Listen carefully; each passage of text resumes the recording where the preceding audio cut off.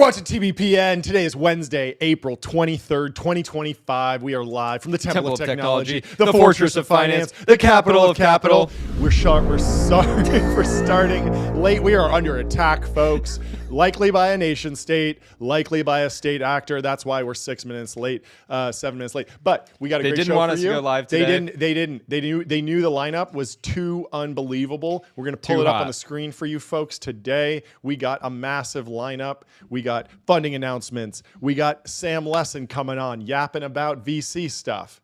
We got Perplexity, big announcement. They're going head to head with Siri. They're launching an iOS voice assistant.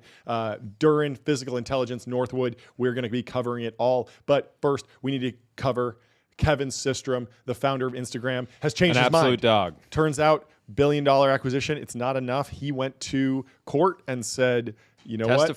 Testified and said his Zuck was being mean, I guess. So Alex Heath kicks it off with a post here saying, Lord, give me the confidence to sell a company for $1 billion. Basically disappear for 7 years. Not true. He built another app. It didn't really go that well, and they wound up selling it. But I used it for a while. I used it for a while, too. Little news app. News News app. Very cool. I wanted that to be like a modern incarnation of Google Reader. I thought it would be very cool if it was like AI-assisted news reading. They had some summaries. It wasn't quite there. And I think that they didn't find their like early adopter. It wasn't clear if it was for like tech people or like normies, and so it didn't really go anywhere, but it was pretty cool at the time. And so he basically disappeared for 7 years and then reappeared in court to basically SHIT on my acquirer. And I went back and found a great Sam Parr post from 5 years ago, basically. With some chat logs. You know we love some leaked emails on this show. This is amazing. The chat logs from when Zuck was buying Instagram. The highlights, Zuck, I can't get to $2 billion. Systrom, $2 billion was my absolute say yes number. I'll have to think on it. Just two dudes negotiating the best $1 billion acquisition ever via Facebook Messenger. Yeah, the deals go down in the DMs. As they do. Deals die in the data room and they flourish in the DMs, I guess. Sarah Fryer says, wow, after years of silence from Instagram co-founder Kevin Systrom is on the stand in federal court confirming what I reported in my book, including that Zuckerberg starved Instagram's headcount around safety issues, leading to major problems. And so Alex Kantrowitz posts, Kevin Systrom watching Zuckerberg saying Instagram would be nothing without him. Curious. No. I was onto something here. And so there's another funny post from Will. Do you think Kevin Systrom and Mike Krieger envisioned this when they created Instagram? It's chatting with AI, chatting with Walter White. Yep. Or YN. I don't know who YN is, but 8 million messages. Wow, that's a lot. Anyway, also Kevin Systrom, apparently he's on the board of Walmart. Not bad. Pretty awesome post-exit founder mentality. Good place to land. Yeah. I grew up with a buddy whose dad was on the board of Walmart, and we'd go to Walmart and he was just like, buy anything you want. It's customer, it's research. I was like, that's awesome. Great. Well, if you think about it for Walmart, yeah, the amount of purchasing activity that Instagram drives is obscene. That does make sense, actually. Yeah, and that's why Ben Thompson was saying that Walmart should buy TikTok. Yeah, which seems weird, but it actually makes so much sense when you actually play it out, right? And so this all comes from a report in the New York Times. At trial, Instagram co-founder says Meta denied his company resources. Kevin Systrom said during testimony in a landmark antitrust trial that he believed Mark Zuckerberg, Meta's chief executives, viewed Instagram as a threat. Kevin Systrom, a co-founder of Instagram, testified on Tuesday. He said, quote, Mark was not investing in Instagram because he believed we were Mark was not investing in Instagram because he believed we were a threat to their growth. But they'd already done the acquisition? It was interesting. So I think high level, Systrom is basically saying that Mark wanted to own Instagram and he knew it could be successful, but he didn't want it to be too successful because it was basically would have been damaging to Facebook's metrics. Yes, Systrom called it a buy or bury strategy to illegally cement the social media monopoly by killing off its rivals. The Instagram co-founder made millions when Mark Zuckerberg bought his company, but Systrom sharply contradicted Meta's defense during hours on the stand. And so what millions is sort of an understatement. Yeah, it was more like 100 million, I think, a couple hundred million. But I'm confused about this because once it's a whole co-acquisition, like he owns the whole thing. Was Zuck optimizing for like short-term earnings in the public markets, because yes, if you funnel everyone over to a lower monetizing product, this happened with Reels too, when they started pulling people away from the feed, which was very efficiently monetized. They moved people over to Reels. Reels wasn't monetizing as well. Then they had to keep giving guidance to the market and say, hey, Reels is going to get there. It's going to get there. Trust us. It's starting to monetize really well. The ARPU is going to be there. The retention's there. It's going to be additive to our business. It's not going to be destructive, because there's always a fear of that. No, so it's very possible that Zuck at the same time was being, wanted to be aggressive over the long term in terms of building out a new platform, but short term, wanted to basically be able to control the process, basically. And I think that's a great take, being like, hey, we don't want to move a bunch of users over to this app that we're monetizing well on Facebook and move them over somewhere where we just can't make nearly it's just odd to sell your company to Facebook and then you have Facebook stock or cash or some mix of those two, and not just immediate and still have it be like your baby.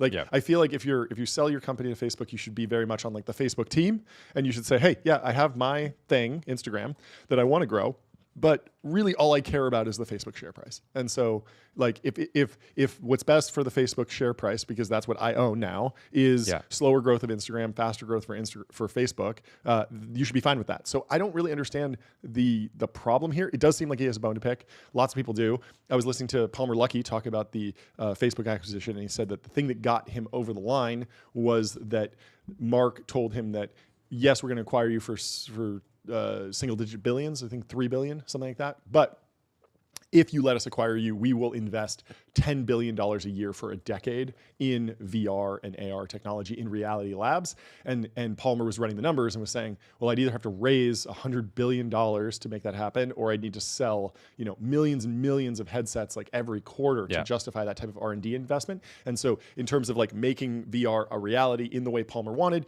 this was a great option. And of course, like Zuck did do that. He did actually back that up. Did wind up investing in Reality Labs very heavily. Of course, there was all the political stuff and the fallout from that that left like a bad taste in Palmer's mouth, obviously. But then he built Anduril, so it all worked out. I'll be interested to hear if Adam Mosseri ends up having to is basically dragged into this, because he was head of product at Instagram. This was I think long after Kevin had left, but ultimately he was the VP of product management at Facebook during the period in which they were kind of integrating the platforms, and then eventually kind of moved over and focused exclusively on Instagram. Another quote from Systrom here. As the founder of Facebook, he felt a lot of emotion around which one was better, meaning Instagram or Facebook. And I think there were real human emotional things going on there. That's funny, because the diss on Zuck during this, he has no emotions, he's a robot. And now it's like, he's too emotional. I don't know, it's hard to tell. Favorites. It seemed like it all worked out, and it didn't feel as a consumer like Instagram, they're not investing in this, they're trying to sunset this. It was like, no, they're trying to monetize this like crazy. They're putting more ads, they're adding video, stories, reels, everything. They went crazy with the with that business, and it became very, very, very, very successful. So I mean, seem to hands down one of the best consumer tech acquisitions of all time. Yes. Can you think of anything bigger or better? It's not really. Like WhatsApp. Like WhatsApp was significant and was, but it was also probably 19 times the cost, and doesn't generate nearly the very sort of direct important revenue to the strategy. But I'm sure we will have more to talk about on big tech strategy. But we have the founder of Perplexity in the studio. So welcome to the show. How are you doing? Thank you for having me here, John. I'm What's doing well. going on? Great to have you. Can you tell us about the announcement today? What are you announcing? Who are you taking a shot at? Well, we are going to be partnering with a OEM. I think Bloomberg's already written about it. Perplexity will be pre-installed on the phones of that OEM, and we'll be able to like push notify all those users to set Perplexity as the default assistant on the Android phone. This is a pretty big deal, because until now, like OEMs would just not even take a meeting with you. If you ever go to them and say, hey, like, what do you think about using an alternative assistant or an alternative search? They'd be like, Google's just paying too much money. I'm not going to do anything. So it took this long to actually build something pretty differentiated and new, which is obviously, taking actions. we put out a Twitter announcement today morning too, saying we got most of it working on iOS as well. Hmm. So I feel like this is the next stage, like, moving all these AI chatbots to native assistants on the phone that not just answer your questions, but also help you get things done. Is there any hope that there will be a more open ecosystem on the iPhone? I've used the shortcuts function on the action button. It's pretty janky. Yeah. I'd love to just remap Siri. I love Apple. I love my phone, but I don't love that particular product. I'd love to swap it out with one of the more founder-led AI companies like yours. Is there any hope there, or is Apple just too dominant in that? And do they view it as too valuable? I would assume the latter. Mm-hmm. I think my hope is at least like let's start with Siri being able to call multiple AI apps. Sure.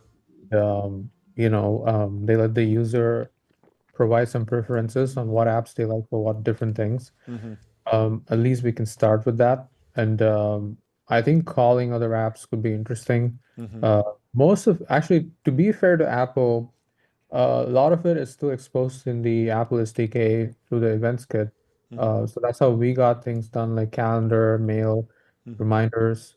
These are all part of their SDK. So you can actually call it podcasts, Apple Music, that's Apple Maps. All of That's these cool. are possible to integrate into. You cannot do stuff that's more native like alarms and volume or brightness.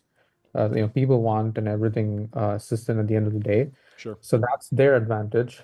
So I hope like, what they can do is stuff that's so easy and obvious, like setting an alarm or making a phone call or sending a text message. They can just continue to be pretty reliable there. Mm-hmm. But anything that's more multi-step in nature, they let the user invoke their favorite AIs to get things done. Mm-hmm. Uh, what what lessons have you learned from the antitrust history in big tech, and what are you watching today with the antitrust stories that are unfolding around Google and Meta on Capitol Hill recently? Yeah, so our one of our executives, Dimitri, is testifying today Mm-hmm. for the Google versus DOJ case. Mm-hmm. I've already written on X our core points. Mm-hmm. I don't think Google should be broken up for Mm-hmm. two main reasons. One is it's not even in the interest of America for Google to be broken up. Mm-hmm. And number two is it doesn't actually increase competition. It's just gonna like transfer from one monopoly to another. Yeah. And actually, they've done a pretty great job at helping other people build browsers. Like Edge, I mean, if you want to use the word wrapper, since I get accused of it a lot, Microsoft Edge is a Chromium wrapper, Yeah, right? that's And, right. and Brave is a No, Chromium wrapper. no, that's a great take. Yeah. So every other browser that's even managed to take even a tiny bit of market share from Google Chrome has been built on technology that Google did. So we should actually credit them for that. And I don't trust another organization to maintain that open source repository in the same way that they have. Yeah. And the other thing, honestly, though, that we're pushing back on against Google is how they couple OEMs to keep them as a default, Mm, and don't let the OEMs put in Play Store or otherwise. mm, So basically, it's very simple to understand. If there is like an enthusiastic OEM who wants to ship AIs on their phones, yeah. uh, what Google does is, okay, you can do whatever you want. It won't be an approved Android version of Google. Mm, And if it's not, you're not allowed to put Maps, YouTube, yep. Play Store. The one That's that brutal. affects this the most is the Play Store Of because nobody course. can see a phone where you cannot install other apps. Yeah. And most developers of other companies are not interested in like maintaining versions of their apps for multiple Play Stores. It's a lot Yeah. of work. Even Samsung couldn't really get Galaxy Store to work. Mm-hmm. Yeah. And Meta, Amazon, all of them tried making their own phones and failed for this very reason. Even if you fork Android and try to make your own phone, you have to convince everybody to actually ship to that particular new Play Store and maintain it and keep improving it. And you're not going to be able to share the Play Store ad revenue and subscription revenue with the OEMs that Google can. So this is the primary problem. Mm-hmm. And but that said, like the assistant that they have, Gemini, is actually pretty horrible. And Mm-hmm. the model is great, but the product is not. Yeah. And there should be no reason to force people to keep that as the default when you have an inferior product, just because you have all these deals and lock-ins. So that's what we are pushing back on in our testimony. Yeah, just because you build a great foundation model does not give you a guarantee that you'll win at the application layer. And so these wrappers, although they've been derided, like that's the UI layer. That's what's so important to the actual consumer. I want to talk about social networking in the context of foundation models. We've seen the partnership between the merger between X and XAI. There's been rumors that OpenAI might be thinking about doing some sort of social network. Obviously, Zuck has been able to vend Llama into all of the Meta core products. What do you think the future, does every AI company need a social media dance partner? Are we going to see Pinterest and Snap do things? I know some of them have experimented with AI features, but haven't brokered a huge partnership yet. What does the future look like? Are these two technologies like intrinsically linked and destined to be part of one organization, or can an AI company operate independently forever? Um, I mean, I don't know how social and AI go hand in hand. That it's not that straightforward. Like Mm-hmm. if it was, then Meta AI would have already taken off Sure. pretty massively, right? Even though it's not the leading model, you could imagine most of the like say let's assume ChatGPT get like a billion queries a day or something. Mm-hmm. I don't think like 60 to 70% of them are probably going to be super simple enough that Meta AI is going to work for it. Totally. You don't need the fancy models. In fact, most people using ChatGPT in the world don't even know there's a model called O1 or O3 Yep. and don't even know what the difference is for Yep. GPT-4. So I would say the main problem is it's not AI is still very single player. Mm-hmm. The only experiment that I feel took off on social is this thing that we did first called Ask Perplexity Bot on X. Yep. Yeah, I remember that. And I of see that course, all the time in the comments. Yeah, it's great. XAI also, Has that with Grok. implemented that with at Grok, and they have way more advantages because they own the platform, Yep. no rate limits, and like they can drive installs of their app through that. So it's like a pretty good experiment that worked. So I could imagine Meta doing this, like, on Threads, that could be like a add Meta AI and or it could automatically reply. You could do all sorts of cool things. Yep. So it's more like the other way where a social network can help you grow usage of an AI app Mm-hmm. pretty immensely Mm-hmm. compared to like an AI app benefiting from social layer, so far at least. Yeah. But if you could figure out social for an AI app within the app itself, it can definitely make it more daily usage and high retention, which is Yep. what most AI apps struggle with today. Mm-hmm. Can you talk about how you're thinking about your own models going forward versus leveraging the existing models? You guys have Sonar and then Yeah, our 1776. Oh And I'm yeah. yeah. curious I how want to know you're about more about that. where you're looking to focus going forward. I think we'll continue to keep the same strategy, which is have a version of our product that can run with our own models, but not hinder or disrupt the user from this best experience that we can provide to them. If we're not able to do it with our own model, we'll just use other people's models. We have no problems with that. Our belief is that nobody's going to have a lead in having the best AI model for more than a few weeks. The pace at which the field is moving, like Anthropic did the 3.7 Sonnet, Mm-hmm. and then within a few weeks, like Google did Gemini 2.5 Pro, which was way better. Grok 3 came out, and then OpenAI has O3 and O4. There's always some debate on like what is the best model, but they're all looking the same, and they're all good for a certain specific set of things. Yeah. We can act like Do you think in 5 years the average internet user will have a favorite model, or they just won't even know the underlying model that they're using, and they'll just be sort of the software application layer will just be serving the most effective model for the task. I think it's going to be more like the second case. The main reason I believe that's going to be like that because everybody's just chasing the same benchmarks. Everyone has the same set of benchmarks, LMSys, LM Arena, GAIA, GPQA, and Humanity Last Exam. And they're just trying to like show their AI is the best. And so they do all the same sort of things that you do in RLHF.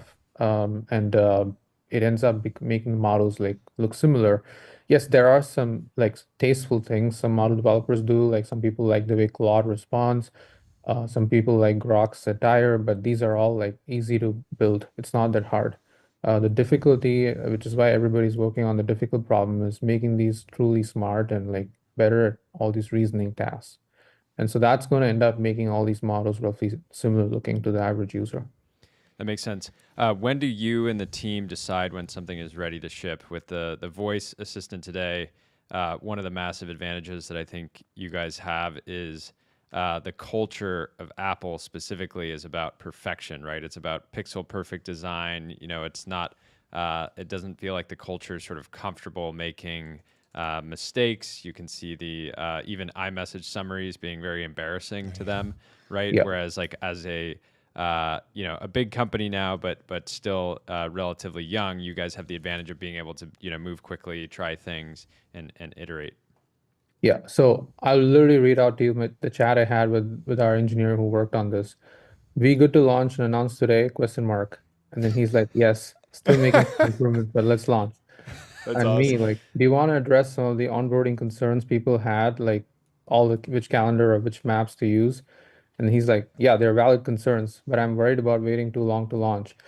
The Apple engineer in me says to wait until it's perfect. The Perplexity engineer in me says that's why Apple has never launched anything lately. So, Amazing. That's great. and then Do, I do you have a said, sound okay, effect? let's roll. Do you have a sound effect for us, Jordy? Founder mode. Okay.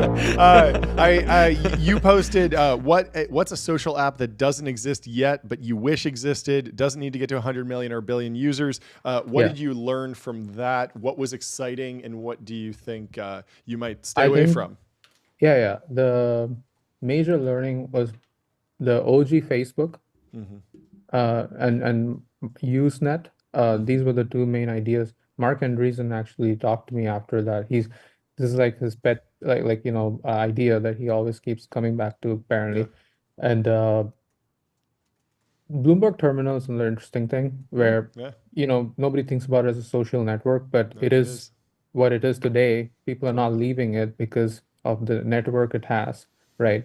And it's very elite because you have to actually pay that much money to get into it. Mm-hmm. But then because of that, the quality of like exchanges are also high, or at Mm-hmm. least that it gives you this feeling of exclusivity, which is Yeah. what Facebook leaned on to in the early days, where they were only in Ivy League colleges and stuff. And so I think that concept can be explored. Clubhouse definitely tried that and failed. Yeah. So it's not like, bulletproof, Mm-hmm. but that can certainly be explored again. If you want to build an app that doesn't have like too many users, you need to gate it in some way, Mm-hmm. whether it's by pay to play or like some other kind of eliteness criterion. It's not clear. Yeah. But then what after you get in should also be thought about. Yeah. The quality of exchanges should be high. Like in some sense, Elon has turned X into something like that. Mm-hmm. There are a lot of trolls, there are a lot of random accounts and all that stuff, but by forcing people to have the blue mark and paying $8 a month and all that stuff, I think he's already made it like much better than it used to be. Mm-hmm. So a more aggressive version of that could be explored. He could explore it himself, like if there's a super premium version where you only get to like respond to some people if you're paying even more. Mm-hmm. Um, how would that make the quality of exchanges on the platform? It's not clear because the other side of the story where some people like Bill Ackman come and respond to random people on X, Yeah. and the reason he gives is like, I like the attention, I like, I'm even on a vacation, I want to come and like keep replying. I like the dopamine hits of like getting notifications. So it's not like if you get billionaires, they want to stay with the other billionaires or stay exclusive. I think they actually like using a product like X to stay connected to the normal people. Yeah. So Okay. I haven't quite cracked the idea yet. I want to pitch you an idea that we've been kicking around here. Might be terrible, but in terms of like the LLM research, AI driven social network, I find myself doing a lot of very niche, deep research reports. Sometimes I did a whole deep dive on deep research report on Toma Bravo, and then I did another one on the story of Johnny Carson, the original host of the Tonight Show. Fascinating. I don't know how I wound up down that rabbit hole. I really enjoyed it. if I'm on Perplexity and I find some and I ask some really interesting question, because asking interesting questions is often more challenging than getting a Yeah, great answer. What if I just could just click a button and publish it. publish it to an internal network, and then Jordy can follow me on Perplexity, that he can see my most Yeah, interesting questions. Not going to see the whole feed because maybe I'm yeah. asking about a healthcare issue, but if I choose to share it, I'm just sharing my result, and then they can click in. Oh, John was interested in this specific thing. Maybe I'll take a tour down his research result. Is that an interesting option, or is there something I'm missing that's actually a terrible idea? No, it's not a terrible idea. We've considered this exact idea, Awesome. and obviously the more I keep working on features, people ridicule me that what are you doing when your core product is failing and buggy and like Oh going yeah. down and like you're going down the drain and like you're taking the company down. So I read all that stuff too. Don't let the haters get to you. Don't let the haters get to you. So Ignore look, the I think that haters. some of them have a valid point though. Like you Sure. more features you keep introducing to the product, Yeah. you just lose sight of the core focus, why Yeah. the product even exists in the first place, and making it like a pretty bad experience. And then Yeah. you win on neither of these things. But I do agree with you. Like it'd be great to share the perplexity threads or like Yeah. that you create. We have this thing called Discover, Yeah. and I've seen it. we're trying to increase the volume of content on Discover. Hmm. And once we do that in an automatic way, Yeah. with curation to users' interests, like we're gonna let some of the users try to like publish it to Discover on their That's own, just cool. like a Yeah. creator on YouTube does it. Yep. And then if a few people engage with the like the TikTok algorithm, we're gonna try to surface it to more people. That is the long-term idea.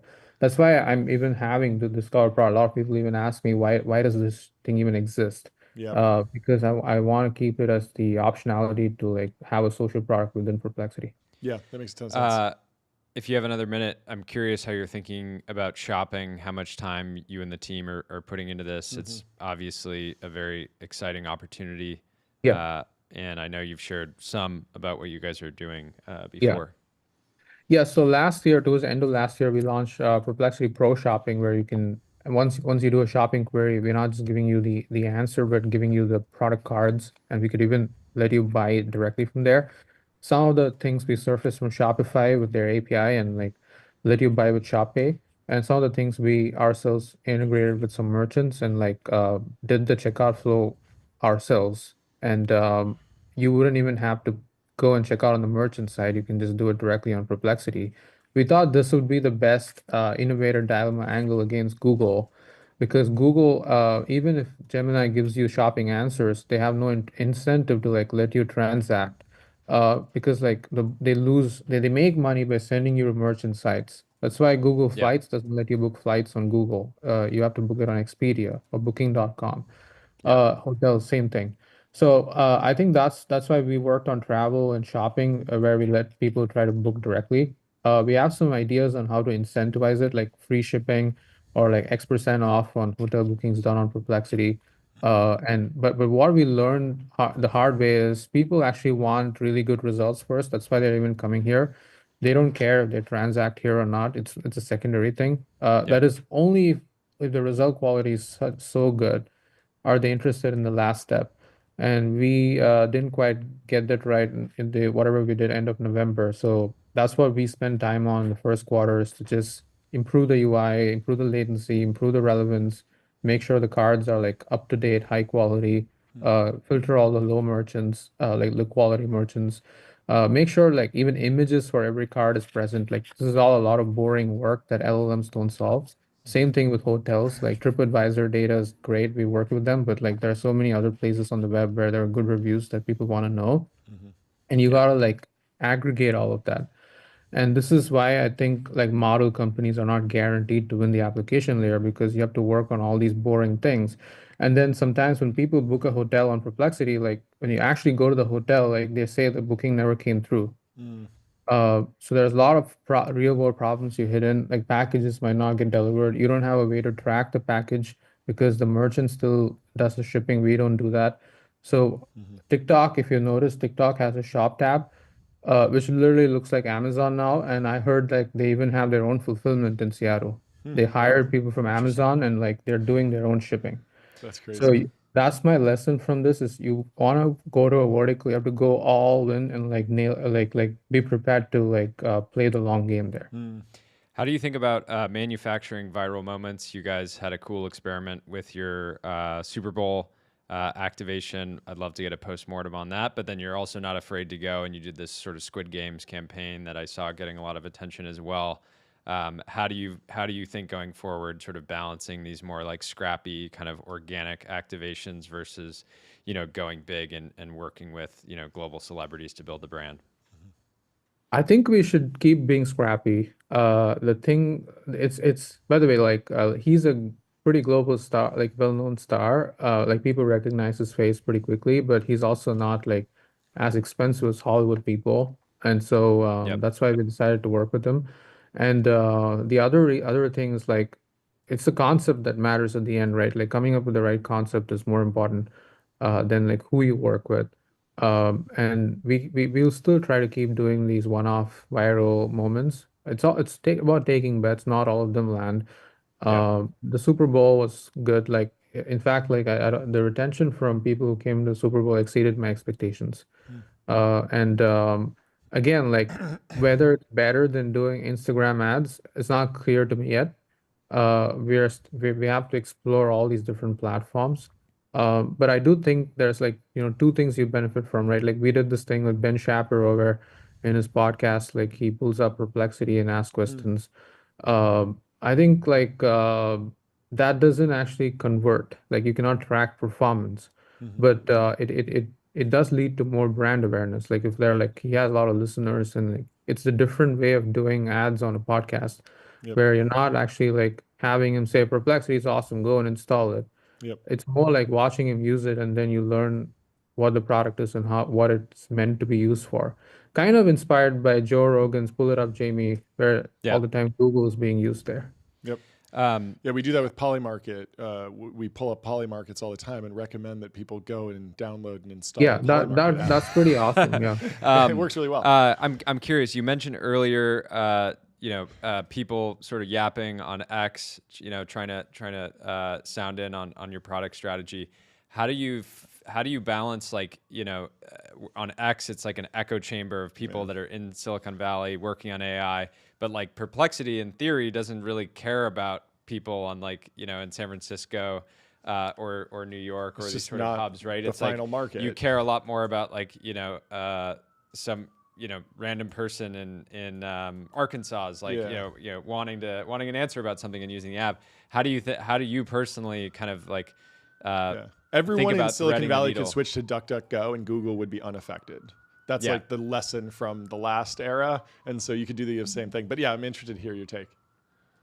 I think this is both my like weakness and strength. I spend a lot of time on this platform, so I Hmm. understand it better. But then like we are living in a bubble. Like there most people are only using ChatGPT and they haven't even heard about like most of the other apps. I think Yep. Elon has managed to break that a little bit because he has 200 million followers. So Yep. essentially he reaches a lot of people. But that's kind of why we want to do more of these Instagram related things, Hmm. like the commercials, Super Bowl. Like these are our attempts. Actually, if you notice the Super Bowl tweets didn't actually matter on X. Like most people made fun of it or didn't even engage with it, Hmm. but it did help us get a lot of like mainstream normal people Hmm. become aware of the app and use it. Same thing with the Legion J commercial. Like it helped increase our usage in other countries outside, countries that don't even use X. So I believe the platform that has the most people in the world is Instagram, Hmm. for good or bad.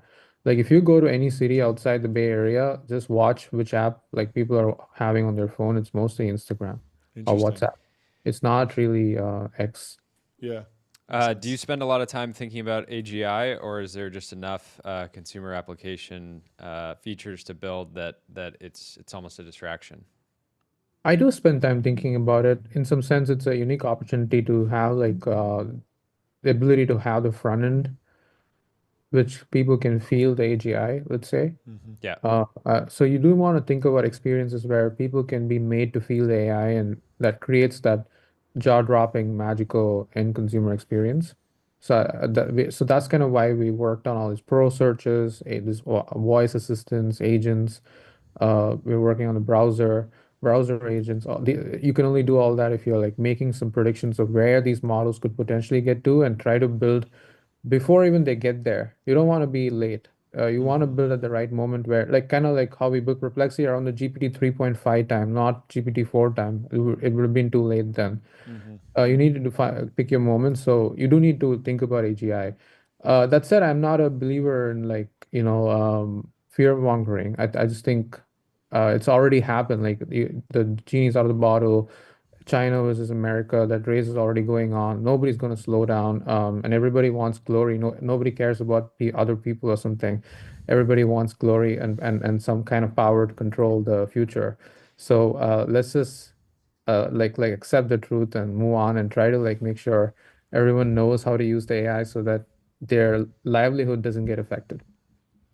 That makes sense. Makes sense. I was thinking about it. I don't know of another $10 billion plus AI startup founder who's not constantly promising that AGI is like 2 months away to get, you're just An like, extra let's round. focus on our users and focus on the It's opportunity. probably the right thing. I mean, speaking of the foundation models on a more practical level, where are you seeing the most interesting vectors of optimization? People are focused on large context windows, Yeah. huge pre-training runs, but there's been some debate about, are we hitting a pre-training wall? Are we hitting a data wall? RL's very hot right now. Yeah. Where do you think the foundation model labs need to go, and what are you specifically excited about? I imagine that maybe a code generation model, not super important to your business, but something that's more knowledgeable and hallucinates less about facts, extremely valuable. So what do you want to see? I think RL is the place where most investments are going to go to, Mm-hmm. especially with models like O3 Mm-hmm. that are able to do tool calls pretty natively, Yeah. rather than being prompt engineered to do that. Or like, for example, before O3, the way we built like our agents is there would be one model that came up with a plan for the query, another model that would execute the plan by Mm-hmm. converting the plan to like smaller queries, filtering links, calling searches, Sure. and then another summarization model that actually takes all the results of the planner and the router and like summarize things. Now it's all like one single model. Mm-hmm. That's great. Like that means like you have to like rebuild it, you have to throw away lines of code and rewrite it. But we've been doing this since the beginning. Like people think like Perplexity has remained a stagnant code base or something. It's always changed as soon as like models became more capable. But the interesting thing about the native tool call kind of models is that if we want like a Sonar version of the product that runs on our own setup, we also need to start doing post-training beyond just training for instruction following and summarization, but like also like tool calls and completing tasks using Mm-hmm. RO. And we hope to collect all this interesting data through the browser platform, where like people are giving tasks on our browser, and then obviously some of the agents will fail there, but we'll collect all the data and like try to create like positive trajectories, create like eval suites, and then do RL post training on that. And so the nice thing is a lot of open source code bases exist on how to replicate GRPO or PPO Yeah. and post train these models, and we've been doing that work already. So that's where we plan to invest more resources into for this year. How are you thinking about advertising in the context of search? It's historically been an ad-driven business, but we're seeing a Yeah. lot of AI product companies just charge $20 a month, $200 a month, $2,000 a month. Who knows? Is there a future where if you search for what's the best corporate card, ramp is gonna show up at the top if they bid on that? Hopefully not. I think that's the main reason why people like using the AIs. They Mm, think it's giving them something that Google doesn't offer. mm-hmm, And so I think the subscription revenue is very healthy and positive. Like mm-hmm. OpenAI is making 10 billion a year or something like that, right? Yeah. Or 7 billion, something like that. So definitely that's only going to grow. Mm-hmm, And if AI start doing things, not just answering questions or writing code, people will pay even more because they kind of think about it as hiring somebody. mm-hmm. If you look at the amount of people pay for personal assistants, Yeah. chief of staffs, personal chief of staff, estate managers, nannies, like, it's a Mm-hmm, lot of money. And there are like a lot of people who can afford all that. And we're talking about doing something 100x cheaper and also economically 10 to 100x more valuable in terms of end output. So I think the subscription TAM is way bigger than what it is today. Interesting. Huh. Interesting. I believe like you can do a lot of interesting things with memory where once you understand the user deeply enough, the user can probably trust you if you show them relevant sponsored content, as long as it's super personalized and hyper optimized for that user. Instagram has shown some stats where the engagement time on their platform reduces if they remove the ads, because that's the level of personalization of the ads. So if Interesting. any of the AI companies can do that, uh, I think that could be like a thing where brands could pay a lot more money to advertise there. Yeah. So that's yet to be explored, but in order to crack that, you need to crack memory properly. That's kind of one of the other reasons we wanted to build a browser is like we want to get data even outside the app to better understand you. Because some of the prompts that people do in these AIs is purely work related. It's not like that personal. Yep. On the other hand, like what are the things you're buying? Which hotels are you going? Where are you? Which restaurants are you going to? What are you spending time browsing? Tells us so much more about you that we plan to use all the context to build a better user profile and maybe through our Discover feed we could show some ads there. Makes no sense. How quickly do you want to launch Comet? Do you have a launch date in It was mind? I'm supposed to be assuming you want to launched launch it already. this Uh, afternoon. yeah, it was supposed to be out by now. We got delayed. I think partly because we underestimated the difficulty of the project, and partly because we tried to do multiple things. And Mm-hmm. so we've tried to scope it down, and we're aiming to get it out by mid-May. Awesome. Well, good luck. Last question I have. Yeah. You posted ByteDance of America is worth building. I'm assuming you're building the ByteDance of America. I uh, hope to be able to, but we need to earn the right to do that. So let's first, like, I want to succeed with the Comet browser. I think that'll be like the real second product of Perplexity. Everything else we launched, like the assistant or the like apps, platforms, is all like just different versions of the same thing. Mm-hmm. yep. The Comet will be the first really truly different product, and I think if we can do that a second time, I believe like we can and Discover. That's the other product we're trying. Though it's the app right now, but you could imagine spinning it out as a separate app too. You could imagine us like earning the right to do that. I think there's lot like I've spoken to the founder of ByteDance, and one thing he told me is they're structured in a very different way. It's not like CapCuts or TikTok have like different growth teams. They do have their own growth teams, but there's one team in ByteDance that takes care of infrastructure for all their companies, one team that takes care of growth for all their companies, one team that takes care of front end mobile development for all their apps. And so they share knowledge across apps very quickly. Mm-hmm. It's insane. So that sort of structure doesn't exist in the US. Like take Google is actually the closest to ByteDance of America if you think about it. They have so many That makes different sense. apps in one umbrella, but they don't share lessons. Mm-hmm. Like the YouTube team is so different from the Gmail team, so Yeah, different that's from a the good Chrome team, point. and that's why it takes so much time to collaborate. So you need a very different leadership structure and a culture to make it happen in America. Yeah, that That makes a lot of makes sense. sense. Cool. Every time I ask you one more question, I get one more question, and this I promise is the last. That's like how people use Perplexity. Yeah, Yeah, yeah. that's great. Without violating any NDAs, what's going on with TikTok? Speaking of ByteDance, there was a big flurry. Everybody was submitting, bids, and then it's been quiet. Do you have any insight that is not necessarily confidential? Yeah, what is I pulling I that? really don't. We've submitted our bid. We never expected to be the leading candidate or anything. We're a very small company compared to them. Our bid was more interesting in the sense that everybody else who bid for them did not want to do anything to do with the algorithm. Uh, but I felt like the core problem is fact that like the algorithm is controlled by China in some form or the other. Yep. Even if they say, okay, the Chinese app is separate, uh, apps running outside the US and outside China, like European countries, are all sharing the same code. Hmm. And so they can get to like use that data and influence, what feeds people in America see. So I think like that's where we want to do some real work, and the search bar is another place where we want to do some real work. We thought our Yep. proposal was pretty interesting, but there are some, we're not a data center company. We cannot guarantee them security and all that. Oracle can. So we'll see what happens. I think they've delayed the decision, and it's probably going to be coupled with the tariff situation too. Yeah, that makes sense. Well, thank you so much for coming on. Thank you for wearing a suit as well. Yeah, you look sharp. fantastic. Thanks. You guys are killing it. Like thank you. Technology Brothers. I like the name. Yes. It's awesome. Well, it's great to have you on, fellow technology brother, and come back on anytime when you have news. Yeah, we'll talk to you soon. Thanks so much. Cheers. Bye. On Polymarket, who will acquire TikTok? AppLovin has shot to the top of the charts, but on low vol.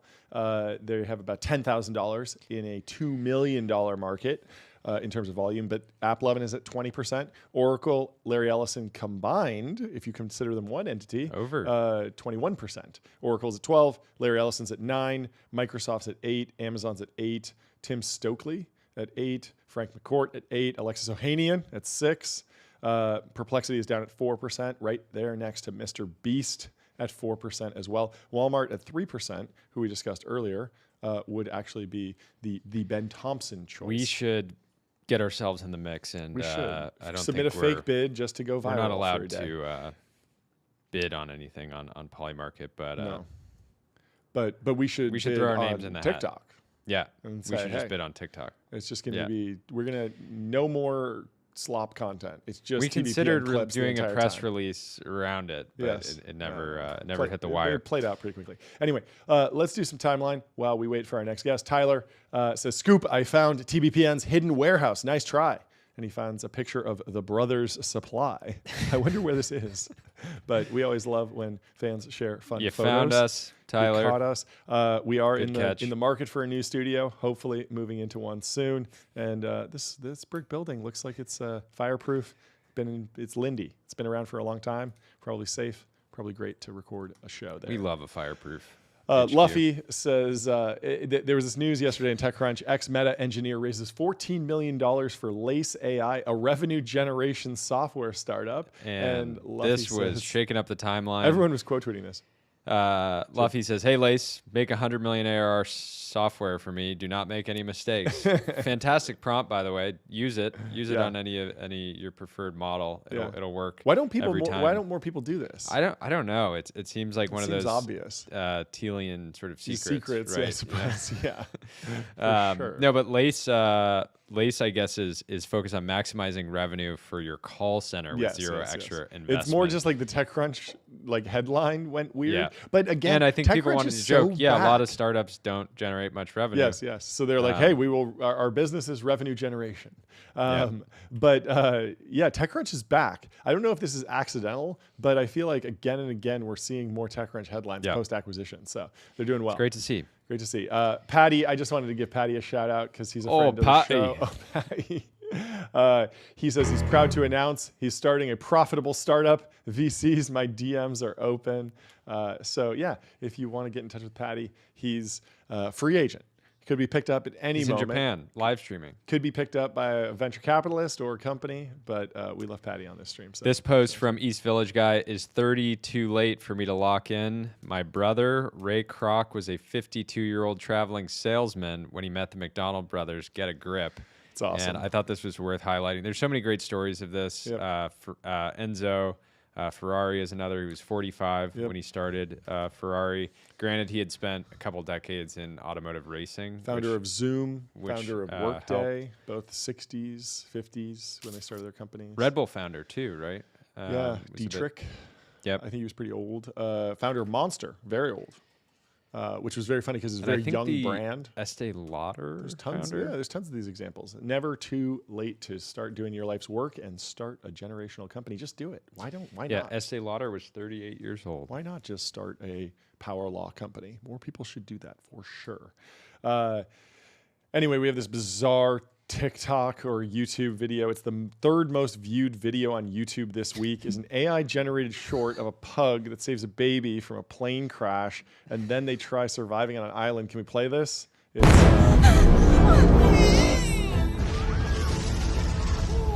in the future, folks. This is entertainment now. It's great. Parachute. It does have a compelling narrative, inciting element, inciting action, turn of events. Will he save the baby? The sound effects are I know. brutal. It's really well designed. It's so optimized for It's the got algorithm. 400 million 400 views. million views. Yes. 400 million views. Feeds the baby. Starts cooking over the coconut. Cooks fish over the Wow, coconut. in That the is coconut. adorable. Amazing. Feeds the baby some sort of fish stew. And then writes SOS in the sand. And Wow, they're boys. And then, for some reason, the military shows up. And they like have like guns and stuff. And they found overnight success. And they rescue the baby and the pug, and then it just ends. And it's like the ultimate, Wow. like you don't expect it to end, so you That watch is it again. fine art. Yeah, it's the future. It's the future. Again, clearly some human element in there, figuring out what's viral about it, but pretty sloppy. Pretty sloppy. A little sloppy. Anyway. Well, you know what's not slop? AI Grant Batch 1. That's it was true. Absolutely insane. Jeff Huber, who we've Oh, had on the show, wow. shared this. So I didn't realize this was a throwback. Yeah, so going off the initial batch, This is crazy. Perplexity Yep. was in there. Cursor.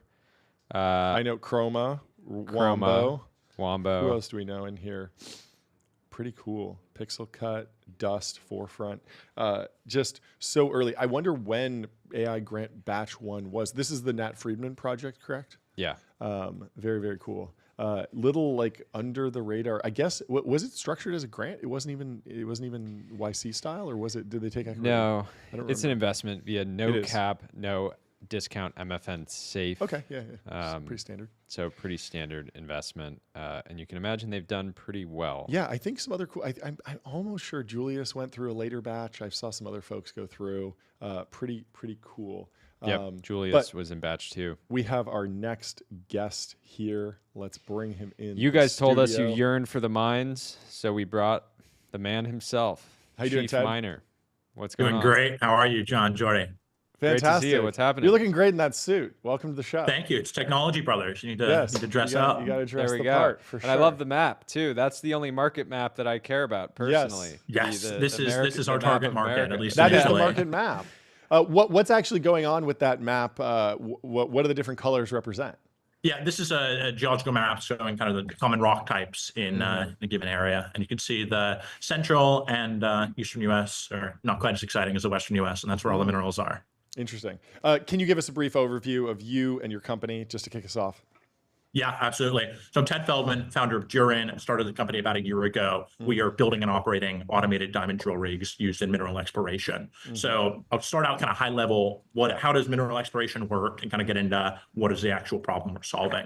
So basically building a mine is in many cases a $1 billion endeavor, incredibly expensive. In order to justify this CapEx, you need to have a really good understanding of what's actually going on underground. And so you have this kind of decade-long exploration process where you'll start out, maybe geologists walking around, they're seeing some interesting rocks. You can do geophysics, look for a magnetic anomaly, a gravity anomaly, or do some seismic surveys. You can do soil sampling, kind of pick up some drill some kind of tiny holes, see if there's kind of trace elements of what you're looking for. But really, in order to understand what's underground, you got to drill. And the main type of drilling used in mineral exploration is called diamond drilling or core drilling. This is basically where you're collecting cylindrical core samples of the rock, anywhere from a few hundred meters to a kilometer or more.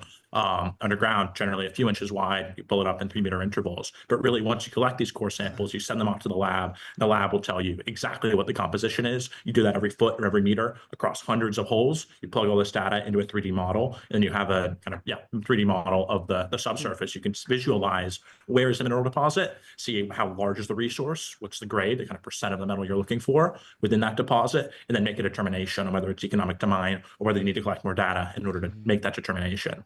So the problem here, go ahead. Before you go into the next segment, can you talk about the value chain? Is there different groups that are doing, the core sort of like research, and then do they sell the rights, basically say like, hey, this is worth spending $1 billion, but like, we're not going to spend $1 billion. Like, you should do it. And they sort of like sell access to it effectively. So the way this will normally work is you have an exploration company or junior explorer, junior miner. They either own the land outright, they have rights to lease the land, or they have some claim on federal land, but they have the rights to mine in a given area. And they basically have a hypothesis in geology that there is some valuable deposit underground. And they raise capital primarily from public markets, many these companies go public extremely early on the TSXV or the ASX, and they raise capital and spend most of that capital on drilling to actually collect more data. And so then this constant cycle of raising capital, spending most of it on drilling, analyzing those drill results, updating the geological model until they can either raise enough capital, raise $1 billion in equity and debt to actually build the mine,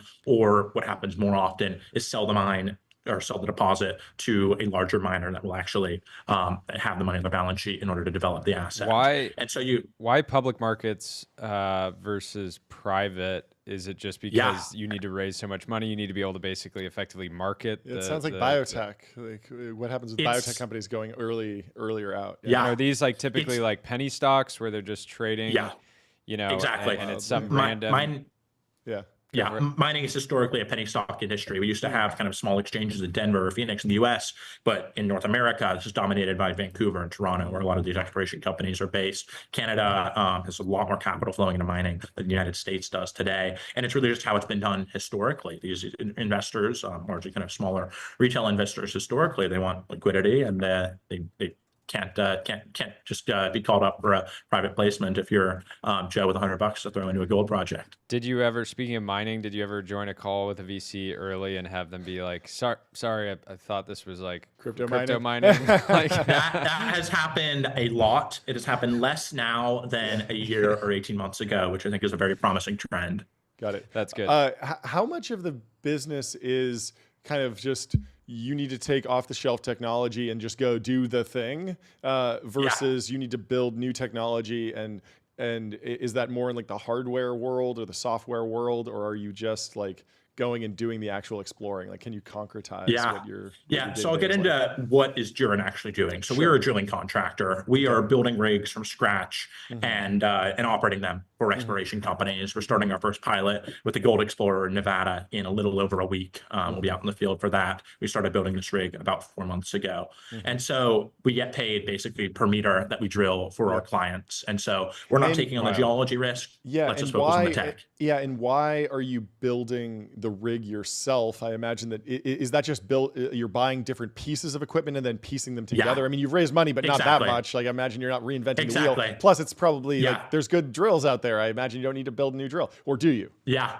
So the initial idea was, let's retrofit a rig that could maybe save us a lot of money. And this is the avenue I was pursuing for about 6 months. And we really had two options. We could buy a Chinese rig for less than 100 grand. We need to add a whole bunch of sensors. I talked to a lot of the operators. These things fall apart. They're not high quality.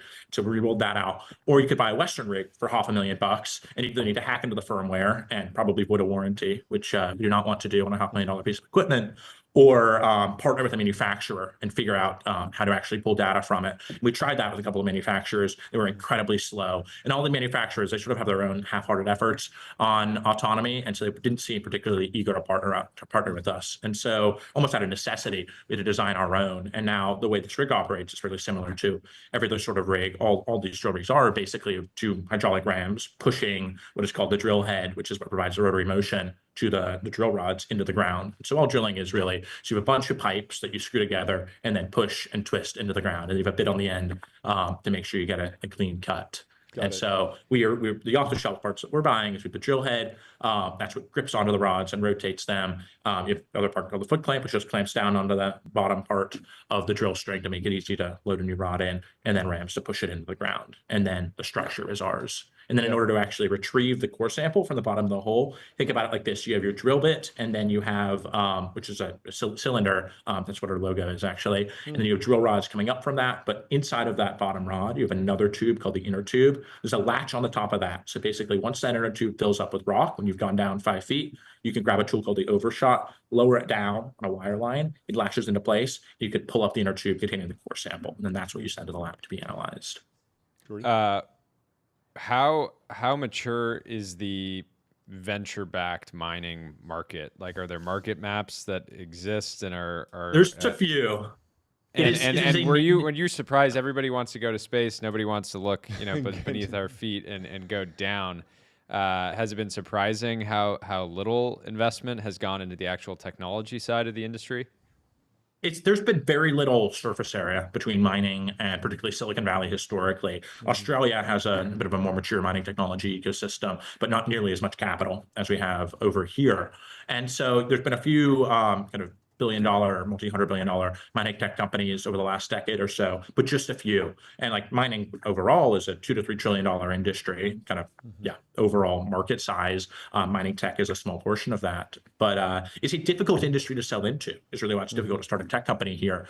Building a mine is incredibly CapEx intensive, and you're basically making a bet on technology early and then utilizing that equipment or software system for a decade plus. And so these companies are risk averse. They don't want to bet the farm on a new technology. Where I think we come in, there's a few other companies with a similar model, is as a contractor. So we're just replacing a separate service provider, and any sort of innovation that we're creating is done internally. So we are a more efficient, safer, and more cost-effective drilling contractor because of the autonomy that we're building. But it's really no risk to the customer. We get paid just like any other contractor to them. What's been the industry's reaction to the trade war? China very early came out and said that they were restricting access to various rare earths. Is that, what's been your read on the situation? How are U.S. players kind of reacting? Yeah, rare earths are very close to my heart. Prior to starting Turin, I worked for MP Materials, which operates the only rare earths mine in the United States for about a year and a half. Their mine is in California, about 3 hours away from where we are right now in LA. MP produces about 15% of the global rare earth supply. They refine about half of it domestically right now. They announced last week that they're ceasing shipments to China, so keeping it all domestic. We're going to Japan or Korea, which they have some offtake with through Sumitomo. I think it's certainly a tailwind for the Western producers, but there is fear because we don't have everything in the United States. Rare earths, we would be almost self-sufficient on, but we really need to ramp up the processing. The problem is that within this group of rare earths, about 15 different elements, you have some rare earths that we have a good chunk of at Mountain Pass, like neodymium and praseodymium, but then you have heavy rare earths like terbium or dysprosium, which we do not have enough of. MP Materials, it's very heavily weighted towards these light rare earths, and there's very little of these heavy rare earths. And so we really need to partner with countries like Brazil or Vietnam, or the two that I point to for rare earths that are potentially allies, and maybe we'll get closer to them over the next few years. We're going to need to import. There are no other decent rare earths deposits in the United States that we can just spin up production at. That we know of. You never know. We could find the U.S. has a long history. We have a long history. I see a bunch of gaps in that map in Ohio. We'll find rare earths there, I'm sure. That's where we come in, is that in order to find a deposit, you got to spend $100 million. You got to drill everything, every suburban neighborhood. Just drop a Durin miner in the back of my backyard and start finding stuff. What we'll do first is fly planes over to do some sort of magnetic survey. The USGS is a pretty cool program called Earth MRI, where they're mapping a lot of the country with tighter spacing than they have previously with these geophysical surveys. But we need to be doing a lot more on that, because that's really the top of funnel that narrows down the potentially mineable sites. Can you talk? Can you talk a little bit more about autonomy? I'm seeing the first prototype rig can core 300 meters, around 1,000 feet deep, 2.5-inch diameter, and these rigs can run unattended for something like 2 to 3 years. So, what is the math on that? Is the rig moving around, or does it just take that long to get a single core sample out? Yeah, so basically, I'll tell you kind of how it's done today, what we have now, and then where we're going to be in 12 months. So today, you have a rig, these things weigh 8 to 10 tons. You're normally track mounted, so basically on tank treads. You put them on a truck as close to the side as you can. Then you have a guy with a remote control driving it in the rest of the way. You generally have 3 operators on a rig. You have the driller. He's the guy listening to it and looking at a bunch of gauges, and he's really sort of interpreting what is the kind of rock that we're going through at that time, and from that adjusting RPM, the amount of weight applied to the drill bit, the pressure of the fluid that you're pumping downhole to clear the cuttings and keep the bit cool. So you're kind of constantly adjusting these parameters. Then you have another 1 or 2 guys called helpers, and they're doing a lot of the manual work. They're loading the rods into place, because you're normally either using 5 or 10-foot rods. They're grabbing the overshot, lowering it down to pull up the inner tube, tapping on the inner tube with a hammer to actually take the core out, putting that in boxes for the customer, greasing the rods, adding additives to the mud mixture, because you got to adjust the viscosity of the fluid that you're pumping downhole. And so you really have this sensing problem, this controls problem of adjusting these drilling parameters. Then you have this more sort of robotics problem of just grabbing the rods, putting them into place, grabbing the core samples, etc. So on this first rig, we have basically the ability to collect a whole bunch of data, but everything that's going on the rig at any given time. We're going to use that data to build a sort of V1 autopilot system, deterministic at the start, move to machine learning when we get enough data. There really are not data sets available for this online, and so we've got to do a whole lot of drilling before we can actually get to full autonomy. So and then we have a rod hand. How long does it actually take to drill 1,000 feet deep? Yes. So a good shift is about 50 feet in a day. And so 12 hours, 50 feet, 1,000-foot hole, 20 shifts, 10 days, and that's 24/7. traditional, like, human operated. Yeah, so that's like a month of rigs, work, basically. right? Yeah, like exactly. a month And on then, one hole. and Right. Wow. yeah, and you're looking at about $100 a foot. Yeah. Okay. Yeah, that's a lot. Interesting. Yes. How are you and so so goated? really what we're trying to do is we've built this first rig, manually operated at the start. We'll have some automation in terms of rod handling and kind of a V1 of this drilling parameter adjustment system. But then on the next version, which we're going to start building in just a couple months, we're kind of add on to the rod handling system to actually be able to cover the core sample, design our own mud mixer that can dump in the additives separately, and then you get most of the way there in terms of kind of removing these jobs on site. And it's really, it's yes, I think we can save a lot of money because labor is incredibly expensive here, but it's more so about availability. We are in a workforce crisis in the mining industry right now. I heard someone say a while ago, we don't have an autonomy problem in the mining industry, but labor problem. We just don't have enough people.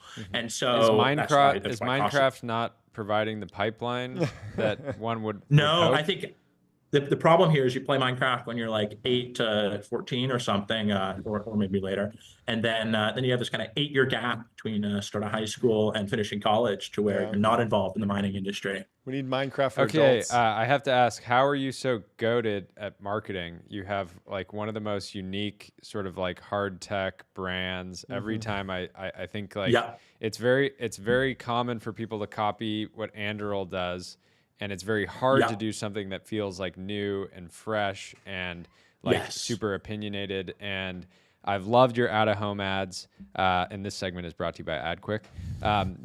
I think you've been extremely strategic. I saw this hiring billboard that you had, that you can't have rocket science without rock science, and sort of like placing these strategically in Hawthorne. Where does that come from? When did you figure out that you had a knack for this? Because I'm assuming I'm assuming your team helps, but oftentimes marketing this good typically is very founder led. We've got an incredible team. My head of operations has really helped a lot with the marketing. We have a few incredible designers that help us out part-time with all this as well. Hiring is a lifeblood of any company, particularly a company with as bold a vision as what we're trying to accomplish. And so we need to get the word out and have kind of this massive funnel of people that have heard of us. Some of them will be interested, and some of them we are going to want to hire. And so I think we need a cool brand for people to hear about us, both in kind of we have the billboard across from SpaceX, obviously want to pull incredible talent from SpaceX, but also like there are very few companies in the mining industry that really care about, I think that would care about the brand. There are very few that are particularly good about creating a cool brand. And so like we get great engineers in LA reaching out to us because they like our stuff, but even more so drillers and geologists in the mining industry who are like, you're the only cool company in the mining industry, and we've hardly put anything out yet. And so both of those sides, the engineering and for kind of the mining customer and talent acquisition, we want to be very intentional about it, and there is much more to come. Once we get this first rig in the field in about a week or so, there'll be some really cool videos of us actually drilling and showing some hardware in the field. Love it. Can you talk us through the path to full autonomy? I imagine it's like a walk, crawl, or crawl, roll, walk, run situation. Yeah. Is teleoperation a big deal here as you get towards a fully autonomous autopilot system? Yeah. So we need a whole lot of data for this. And so it's mainly controlled at the start. You can have a driller there with an iPad or laptop. Yeah. The infrastructure is there, but it's really like a Tesla full self-driving sort of system. Like you build the software to actually control it. A drill-by-wire system is what we're calling it. Yeah. And then you need data. And so we're going to have a driller on site operating it. Initially collect this data. We need them there to actually test the robotic side of this in case anything goes wrong. And I think rod handling we should have down over the next few months, and the extraction system by the end of the year. There's a bunch of little stuff like how are you going to grease the rocks? You need to figure that out. Or dump the additives into the mud mixer. And so we're going about this incrementally. We'll have 3 guys at the rig initially, go down to 2, then hopefully have 1 can operate it from a safe distance. And if something goes wrong, bring another guy in. But we're never going to get to a point where you don't need at least someone on site, at least not over the next 5 years, because you need a flat surface to drill on. So you have guys out there with dozers clearing these drill pads. You need to dig a sump pit to put the water into after you use it. you need to deliver your consumables, your water, your fuel. You need to pick up the core samples to deliver to your customer, the exploration company. And so there's always going to be things to do. Like you need someone to get the rig there and then maintain it. But the point is, like, we don't need someone there listening to the rig and loading rods into place. Like they're better uses of their time operating a fleet of rigs. 2 weeks ago, it came out that China was limiting rare earth exports. Chamath chimed in. He said, "This may be a good moment to let everyone know that I control one of, if not the largest, rare earth supplies outside of China. At full capacity, it can be 25% of what the world needs, all located within countries allied with the U.S. and the U.S. itself." A lot of people pushed back on this. They said, "Okay, what's the company?" He said it was in stealth. I want to give him the benefit of the doubt and say, you know, it sounds very, sounds almost unbelievable that a stealth company could control 25% of the world's rare earth supplies. Is that possible? Could there have been some sort of like roll up behind the scenes? What was your reaction to that exchange? Perhaps. I haven't heard anything about Chamath's involvement in any rare earth project beyond he helps back Campy Materials 5 or so years ago. I haven't heard anything. Maybe he does. I hope he does. That would be great. I hope he does. There was It'd be some awesome. massive rare earth mine that myself and the friends with rare earth analysts haven't heard of. And so I want him to surprise us, but I haven't heard anything. Sure. Cool. Can you talk about the challenges of putting a sensor 1,000 feet underground? Like, I just imagine if there's like dirt and grime and crust and whatever else is down there, plus like a diamond tip drill churning everything up. Like even putting like a thermometer down there is going to be difficult. How are you actually collecting data? Does this exist off the shelf? Is this something like oil explorers do? I imagine that it's mature. So the short answer is we're not collecting any data underground at this point. Everything we are measuring, you can measure from the surface. Just like the human does, right? Because the human's listening to everything and collecting that data from above the surface. Got it. Okay. And so it's like we're not even using vibration. We're not even using vibration right now. So you can measure your weight on bit, basically how much force are you pushing into the ground with, your RPM, how fast are you spinning, the pressure going into the hole, your rate of penetration, just how quickly you're moving into the ground, your torque. You can do that through a secondary pressure reading. That you can put sensors down hole. There's a whole kind of field of study within the oil and gas industry primarily called MWD or LWD, measurement while drilling, logging while drilling, where you can put sensors down hole. It's something we're going to be looking into. One of the things that you'll do when you're doing this sort of drilling mineral exploration is you can send on a survey tool that can tell you sort of exact position, because your hole, you want to drill it straight, it's not always going to go straight. It might deviate a degree or two every 100 meters. And if you're trying to hit a 50-foot wide target, 500 feet underground, you might miss. And so making sure you know exactly where the tip of the drill is at all times is paramount. So you can lower a tool down either every run or every 50 meters, really whenever you want. And that'll tell you your exact position, basically a gyro probe. And so if we can integrate that into our core burrow down hole, that would be cool. Not doing that yet. Or doing some sort of EM survey or XRF to scan the core or the sides of the walls as you're actually drilling. That'd be great. We're not doing it yet. It's going to be done soon. Are cave-ins a problem? Like as you dig down, you get, you have a 2-inch hole that you're digging, and then if you pull up the rods to send something else down, and then all of a sudden it collapses on itself, that seems like a problem.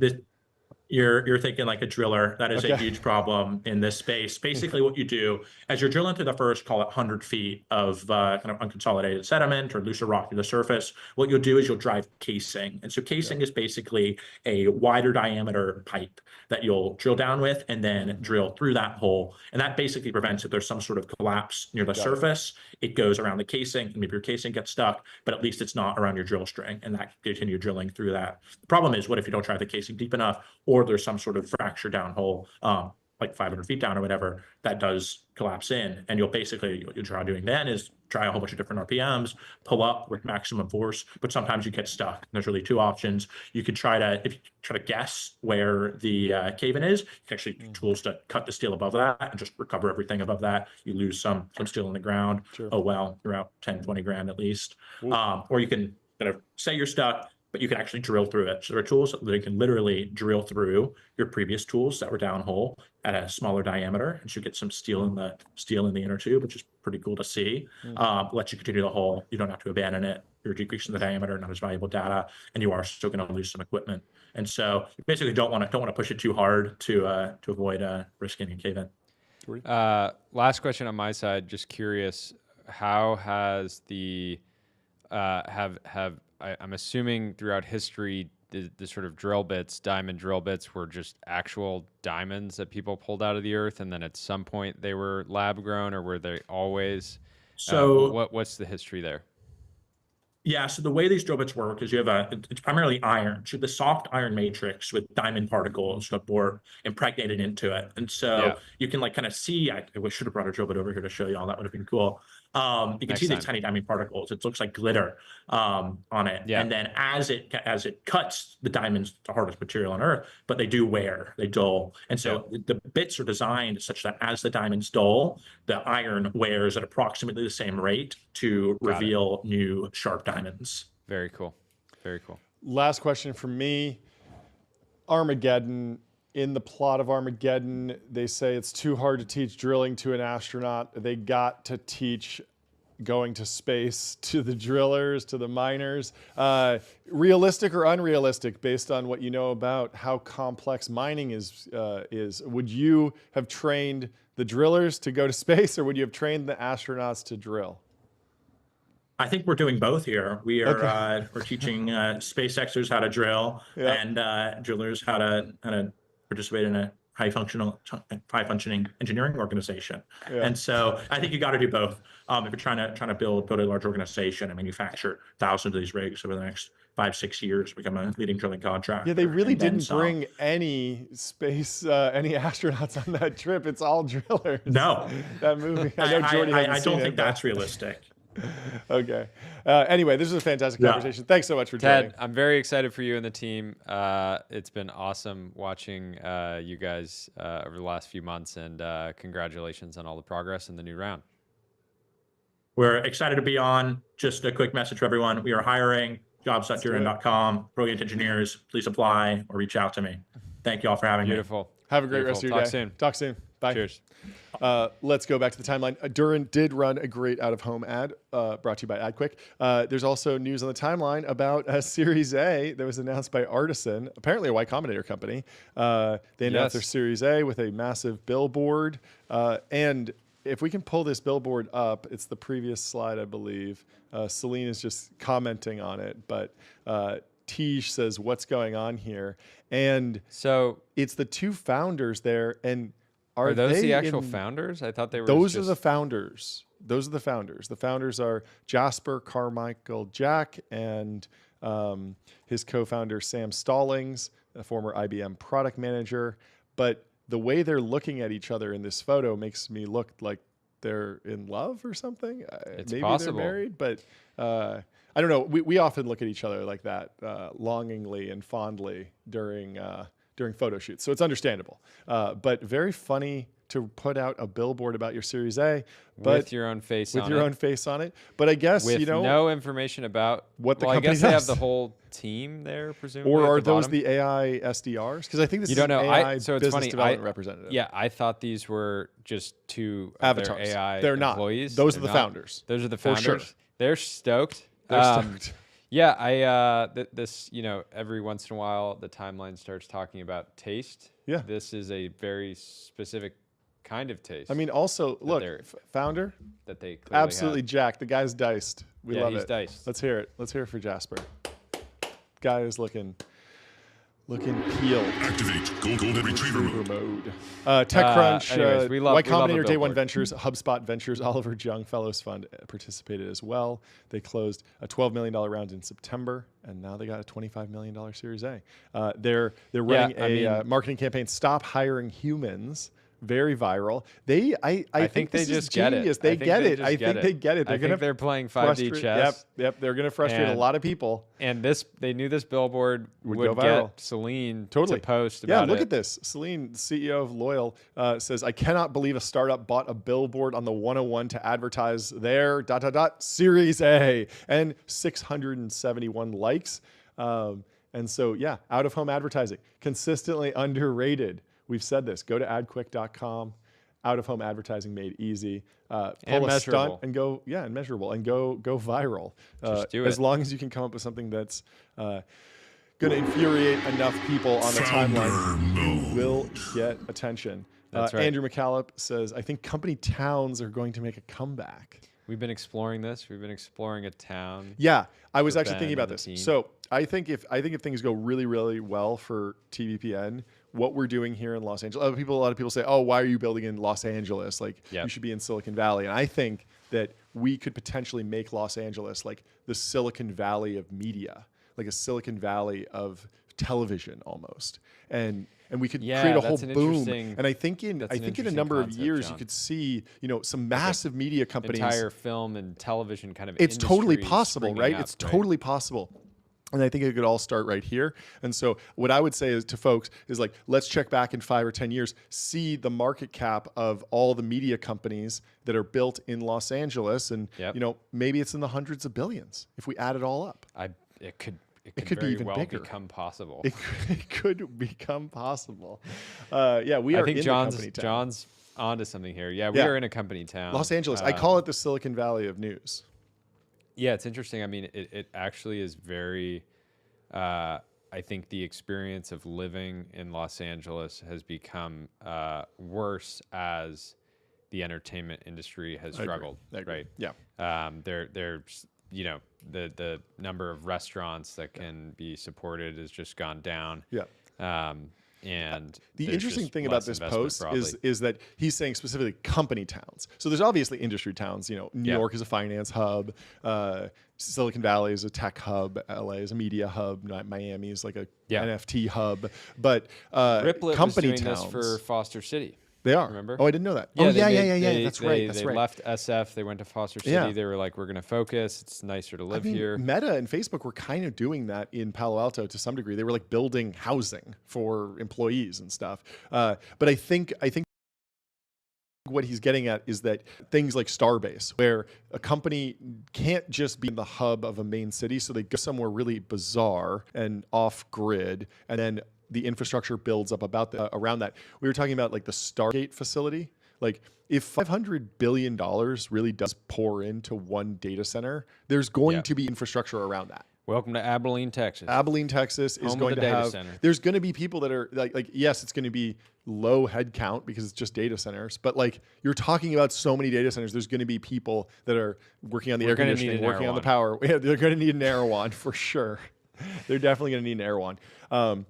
And so, I was talking to a real estate guy. I was like, maybe you should just go to Abilene, Texas, and then just start doing deals because the construction is going to be going on for a decade. There's going to be a lot of people that settle there after the fact. Yep. They're going to need an Erewhon. You could sell them the property for the Erewhon. They're going to need gas stations and all sorts of different. There's going to need to be a hardware store, right? They're going to need hammers, all these different things. So it'll be interesting to see if this happens. I think it'll be a long journey to get to new company towns, but I love that. We have a post from Adam Rosenblum. It says, my nomination for the next TBPN AI Deep Dive, live from the Forge of Fine Tuning, the MCP Monastery, the Eye of AGI. The weights are sacred. The context is cash. The vibes are auto-regressive. Tune in now.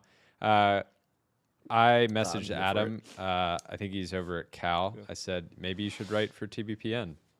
Seriously. So open invite, Adam. You absolutely cooked. And we love being live from the Eye of AGI. I like it. We need to spice up the intros, keep iterating on them. I think people enjoyed the Institute of Iron, the Palace of Pump, the Hall of Hypertrophy, but there will be more. We're doing a crypto day. We'll have to come up with some new jingles for that. That'll be fun. Anyway, Google co-founder Sergey Brin pulled up in downtown Miami in his $450 million founder mode. $450 million, 465-foot yacht. That's less than $1 million a foot. Yeah, at that price, they're giving these yachts away. To be honest, I mean it's a lot of money, but it's a lot of yacht. It is a lot of yacht. And you can't sell a house or a mid-sized Series B company. That's right. Mike Solana says, I honestly can't figure out why everyone is attacking him for this. Sorry. Agree. Yachts are awesome. Pirate Wires will absolutely have one in a few years. I completely and agree with I that. will be laughing there, champagne in hand, before the waving flags when you come for us. Yes. Enjoy your bike ride. James. One of the greatest posters of all time. He cooked him, John. Generational poster, for sure. Fantastic. Good friend of the show. Yeah, I love it. Beautiful, beautiful yacht. And why not? I mean, Google co-founder Sergey Brin has generated probably $1 trillion of value for the economy, right? So Yeah, enjoy and your little yacht. I get I support big tech. I love big tech. I would take a bullet for big tech. I, in theory, would take a bullet for big tech. I would scale a castle wall That's for big right. tech. Yeah. I would fight in a trench war. I would dig a tunnel under a castle with a spoon for big tech. I would work years in the mines for big tech. Yes. I would fight a decades-long trench war. I would we got our re-enlist next, in the 100 guest. Year War. The 100 Years War. We got our I would next enlist every guest year. We got our ready next guest. to join us. Welcome to the studio. How are you doing? We are What's doing well. going on? Hey, we got both of you. That's fantastic. What's happening? I'm so Hey. happy. Welcome to the show. For Tech. You can ask him about how it was. Yes, yes. I mean, maybe that's a great way to start. We're huge fans. We were just singing Big Tech's praises, saying that we would do anything to support big technology. And yet you left Big Tech. Why did you leave, and what are you building now? We are building physical intelligence. We want to build a model that can control any robot to do any task. This is something I did explore in big tech before. It's just much more fun to do it in a startup. Way more fun. Also a little quicker. A little quicker. A little Yeah. faster paced. Yeah, I mean, the pace has been crazy. If anything's become clear in the last few weeks, we need the robots now. Yes. We can't really wait 20 years. And if big tech was, fully responsible, we probably would have to wait something like that. Yeah, for sure. So can you walk me through the most recent announcement? I saw the video, fantastic, but how would you break it down in terms of like what the milestone represents? Yeah, so the biggest challenge in robotics so far hasn't really been agility or dexterity, what the robots can do, Yep. but been generalization. Yep. Kind of similar to what we've seen in language before, where it was really, really hard to get it to do tasks where you just ask it to do something and see if it can work. And what we tried to do for the past 6 months or so is to get to the next level of generalization for these models for robots. So the challenge we set for ourselves is to take a robot to a completely new home it's never seen before and ask it to do a complex long horizon task like clean a bedroom or clean a kitchen. And there is so many details that go into cleaning a kitchen that you need to understand when you're in a new home. And you only start appreciating it when you try to do it with a robot, where everything is different. Like the countertop looks very differently. You don't know where the drawers are. You don't know how to open them. You don't know where the objects are. You don't know where When I try to wash dishes in my house, I'm like, I can't, where's the sponge? I don't know where the soap is. Where do I put this? So It's a mess. So not you even can't easy generalize. for me, Yeah, I guess. Challenge for really, everyone. really hard. And on top of like knowing all of those things, then you also need to connect it to motion. You actually need to get the robot to do the right thing. And it turns out that with Pi 05, which we just released yesterday, we can do that. And it doesn't work all the time. It's not that I can just give it to you and it will work in your kitchen every single time, but it works quite often quite well. So we bring it to a new home and it can do those things maybe like 50% of the time, sometimes 80% of the time. Big increase from 0% of the time. But yeah, big increase from what we've seen before, where the previous state of the art was basically if you want to show a robotic demo, you need to collect data in that specific environment for those specific tasks, and that's where you show it. But now we can, for the first time, bring it somewhere else, and it kind of works. It understands what it needs to do. Do you think that consumers will generally be more patient around reliability with robotics? Because if I, let's say I have some type of robot in my home and I say, hey, do the dishes, right? And 50% of the time it does it perfectly. And the other 50% of the time I have to kind of interject. Whereas if I'm like booking a flight and only 50% of the time it like books the flight, it's like, well, I'm just going to do it myself, right? Because like it's only going to take me a minute. Whereas like the dishes could take 20 minutes, right? So how do you think about kind of the sort of threshold of reliability in order to like really deliver value for consumers? Yeah, I think that like we don't think right now about delivering value for consumers, and it's kind of why we structured the company the way we did. We're a research lab. We're trying to solve this problem of physical intelligence. We really like these consumer-oriented tasks, and I think people tend to as well, like when they think about laundry being folded for them. I think there'll be a point at which it gets good enough that we can deploy it to consumers, but it's not going to be like 50%. It's going to be closer to 98, 99%. And there, I think we can harp on self-driving cars, where there will be a period of interventions, right? Like if it doesn't work, it's not that it just will stop and do nothing for a while. We could have a human teleoperator intervene and finish the task. But I think the other cool thing about the home and consumer use case is there's so much that could also just happen overnight. There's like while you're sleeping, your laundry is folded, your meals are cooked for like they're prepped for the week ahead. Your house is tidied. So consumers still a little far away, but making a lot of progress.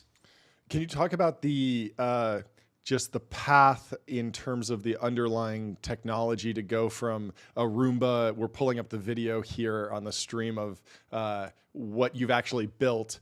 What were the foundational turning points in terms of the different models and different breakthroughs? I imagine the transformer was really important, but there's probably a ton of other developments that excited you. And now is the time, like we're ready to go.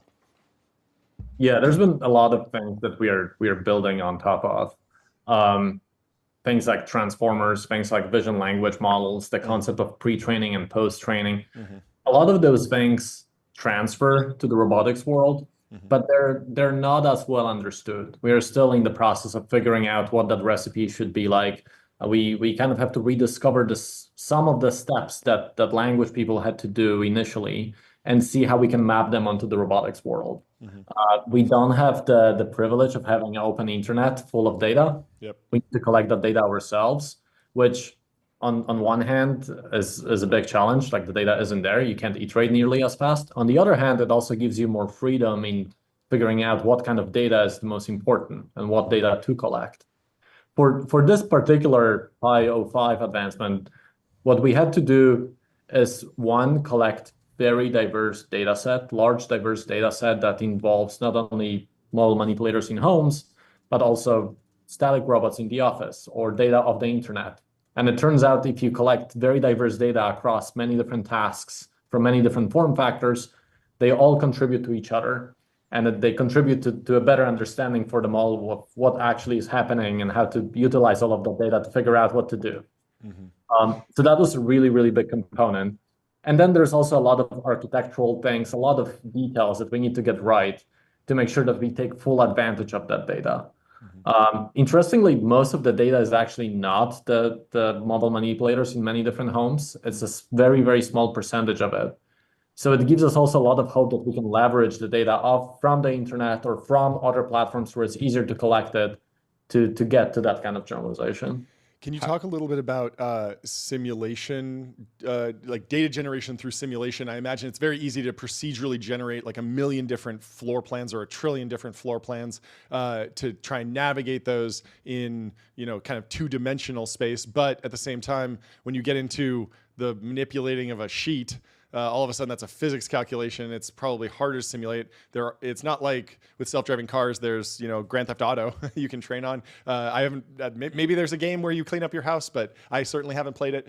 How effective has simulation been in generating data, and is it useful? Is that a viable path here? Yeah, it's been so far really, really useful for locomotion, for robots walking around. Yep.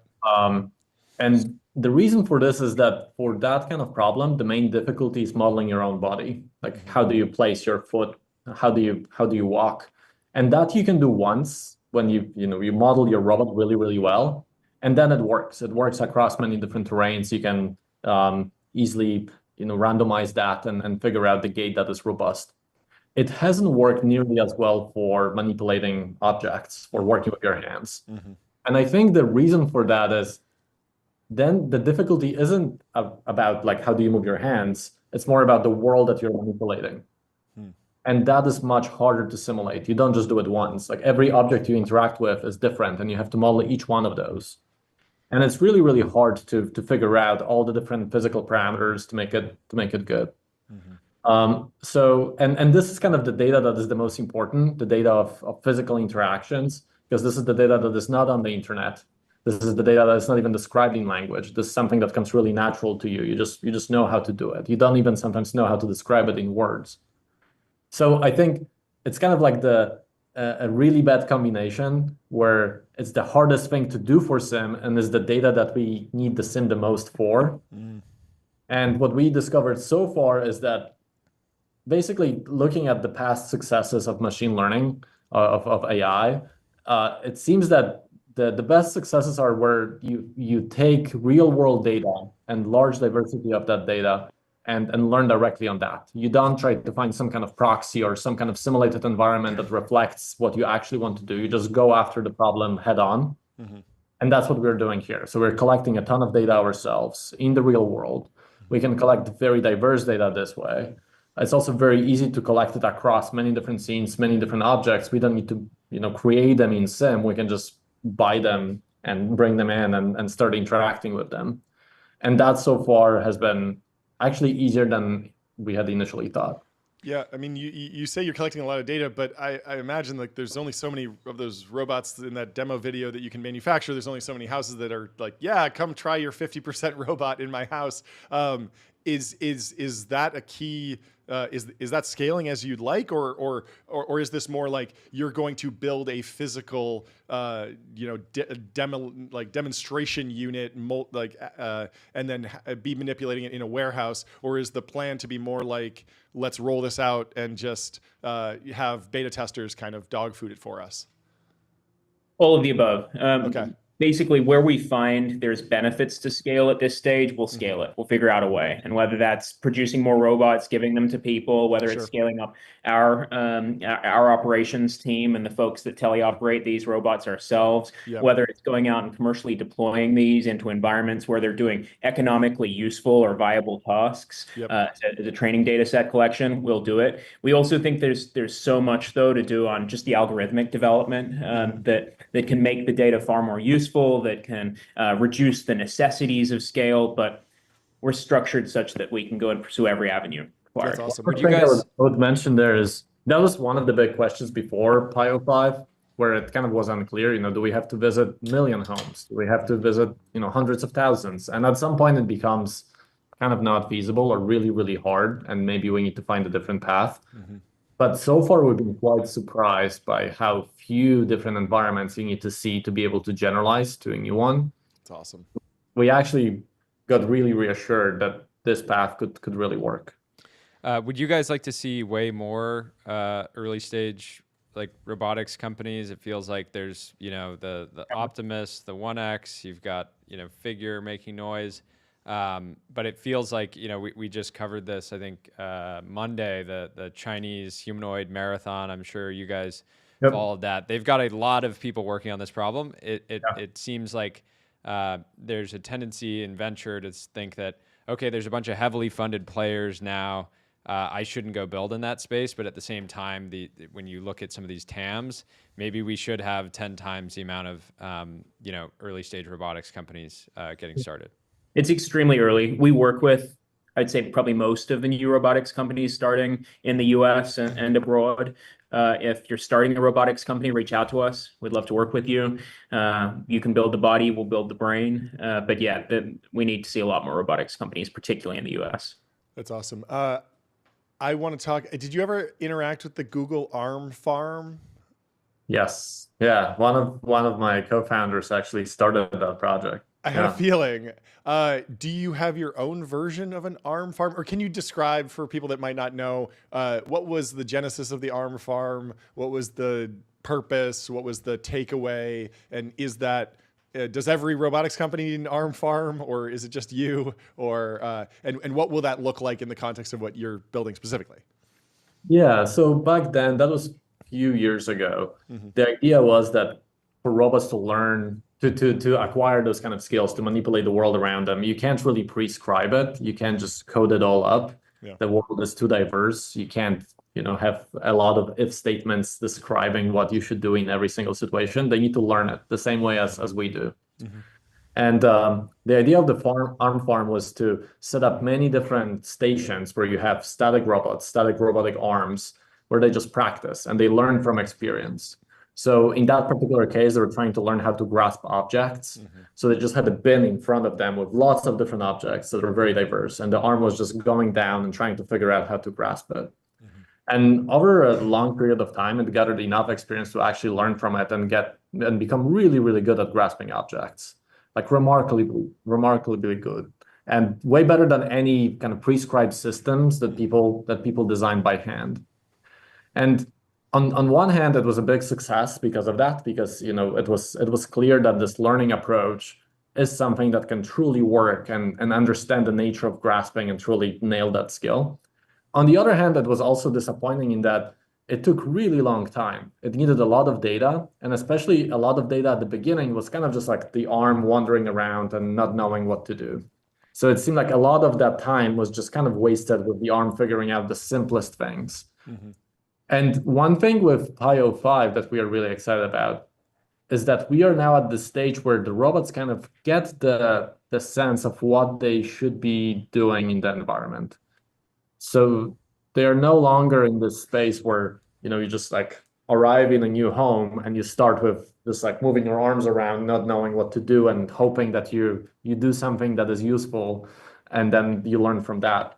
You start at a point where you kind of know more or less what you can do. It works some of the time. You just now need to get it to work every time and really, really well.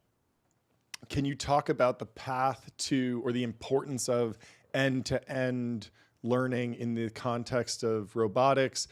My understanding is that teleoperation is great, and as long as it's economical, we should do it. And then having a deterministic code, control system that's written in C++, that's also great as long as it works. It's sometimes more debuggable.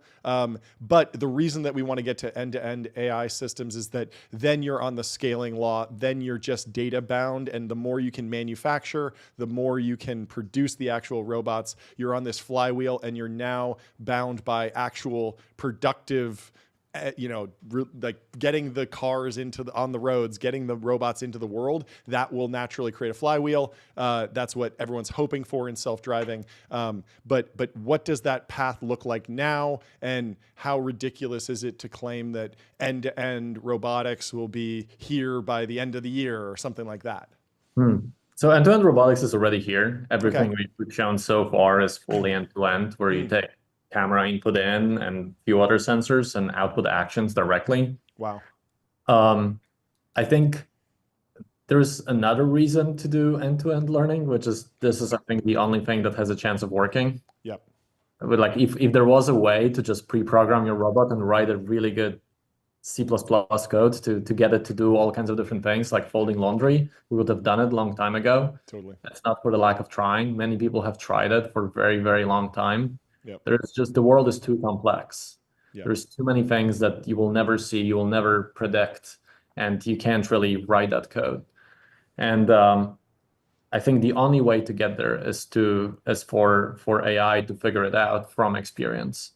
This is similar to what we've seen in language or in vision, where people have tried to write chatbots with writing different instructions and prescribing logical steps of how you should proceed. But it turned out that the intelligence you need is much more messy.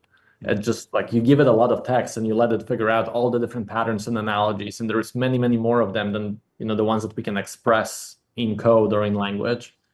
And I think something very, very analogous is going to happen here, and that's what we start seeing. Like the demonstrations that we've shown so far here at Physical Intelligence are of tasks that were not possible before, like things like folding laundry. You can't really, there is no program that I've ever seen that could do that. The same with arriving in a new home and making the bed. There's just too many variables there to do it any other way.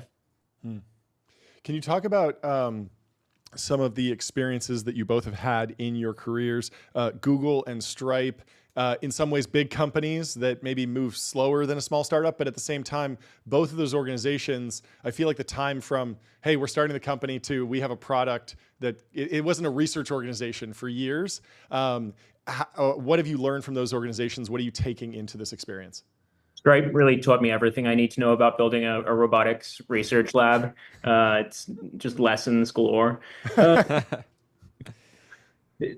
I'd never worked in a research environment, so I don't have priors. I don't know what a research environment actually looks like. I just know what our research environment looks like. I feel like whatever it looks like, maybe it operates exactly like startups, like maybe grad programs are exactly like startups, but we feel like every other company I've worked with that moves extremely quickly and has a clear set of goals and direction and just has a bunch of people that work behind it and work extremely hard to solve whatever it is that we're setting our minds towards. And there's so much I learned from Stripe that informed that, but a lot of it's just the obvious stuff, right? It's like hire exceptional people, set a really high bar for it, don't compromise, set a very clear set of goals for everyone, really align people. Actually, I think that's one thing I really took from Stripe is you want an extremely aligned set of people.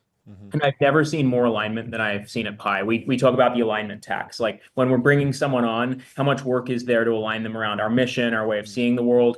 And almost everyone that joins, there's like basically nothing.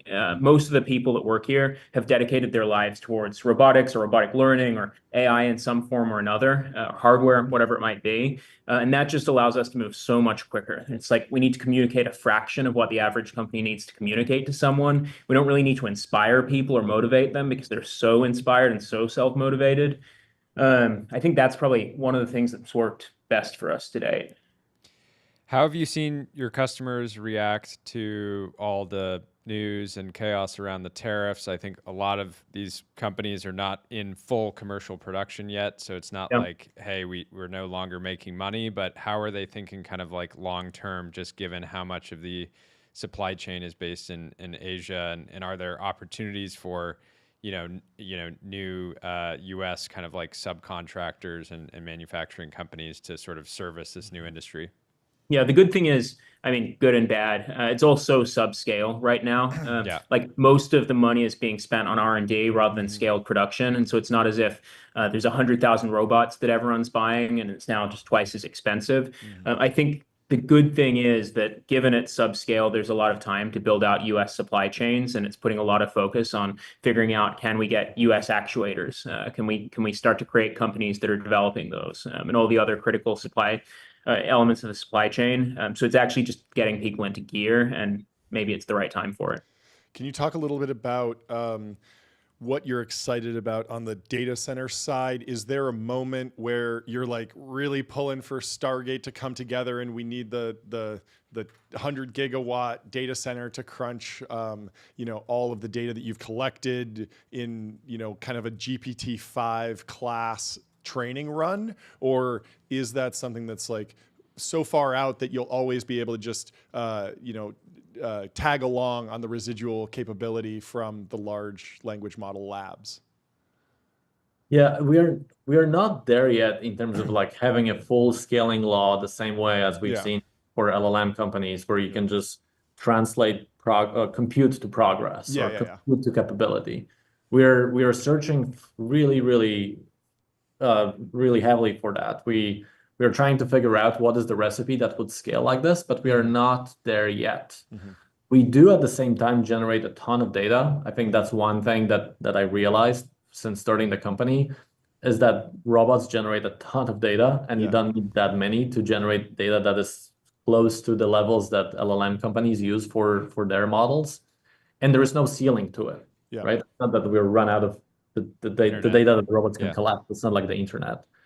So I think over time, it's quite likely that the places are going to switch a little bit, where most of the models, including LLMs and VLMs, are going to be using real world data collected through robots, because that's the data that has no ceiling and it's very active, as opposed to just passive observations of what people wrote on the internet.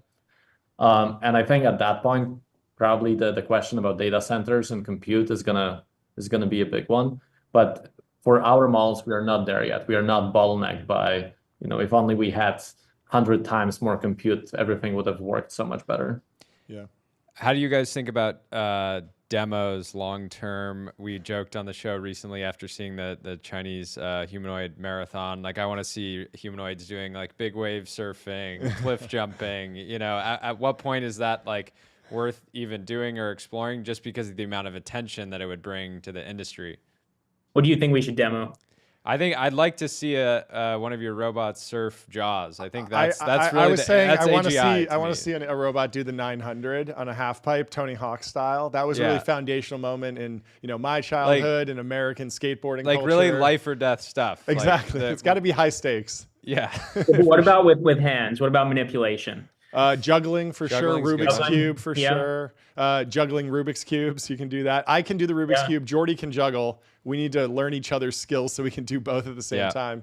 But yeah, I mean, these stunts, when they're done right, they can draw a bunch of attention. Although you guys have plenty of attention. I don't know if that's really what's no, keeping but it's you an back. interesting thing where it's like you have the intention of the entire industry, but then at some point, you need to basically inspire the next, however many thousand robotics companies. I would love to know about, obviously with any AI project, there's always the public perception of like job displacement, dystopia, AI doom, etc. But when I look at the demo that you just posted, I'm like, that thing is going to be fighting on my team in the Singularity. Like, this is a friendly robot that will be defending me.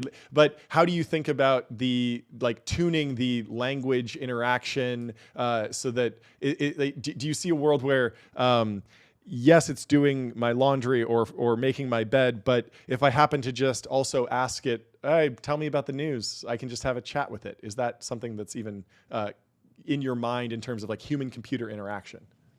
It's not a big focus of ours right now. We're so focused on manipulation and economically valuable tasks, and more so than that, the fundamental building blocks that we think gets us from here to physical intelligence. I think it's inevitable that everyone has robots in their homes, their workplaces, just like in their lives. And I think they'll want robots that are more useful than just doing things, whether it's companionship or like it's the best Amazon Alexa that can actually then go like cook the recipe that you ask it for. It's a place we focus around the interaction, but right now it's more understanding the intent of clean my kitchen and then breaking that down into tasks. But it's pretty straightforward to go from do the thing to tell me about the thing to let's have a conversation about the thing. And so it's on the horizon, but not the greatest priority. And then one thing there I would say is with the models we've been releasing, they're actually built on top of vision language models. So these are the models that are truly what they call multi-model, where you can talk to it, you can ask it what they see in the image, and every now and then you can ask it to perform actions too. That's cool. And what we start to realize is that all of these different data sources contribute to each other. They give you just like a bigger picture of what the world is like and better understanding. And it just turns out that robot actions is just like yet another language that these models can speak. And they just need to learn it and see enough examples of it. So the model that we have already is the model that you can talk to, and it works, just as well as open source VLMs. But on top of that, it can also have that understanding be very embodied, and it understands what it sees in front of it, and it's a much deeper understanding when it knows how to move its arm to actually accomplish a task. We were kind of joking before the show about the obvious comparison between robotics and self-driving cars. But can you explain to me, like I'm a 5-year-old or like a venture capitalist, like why is that a bad analogy? Why don't you love that that analogy?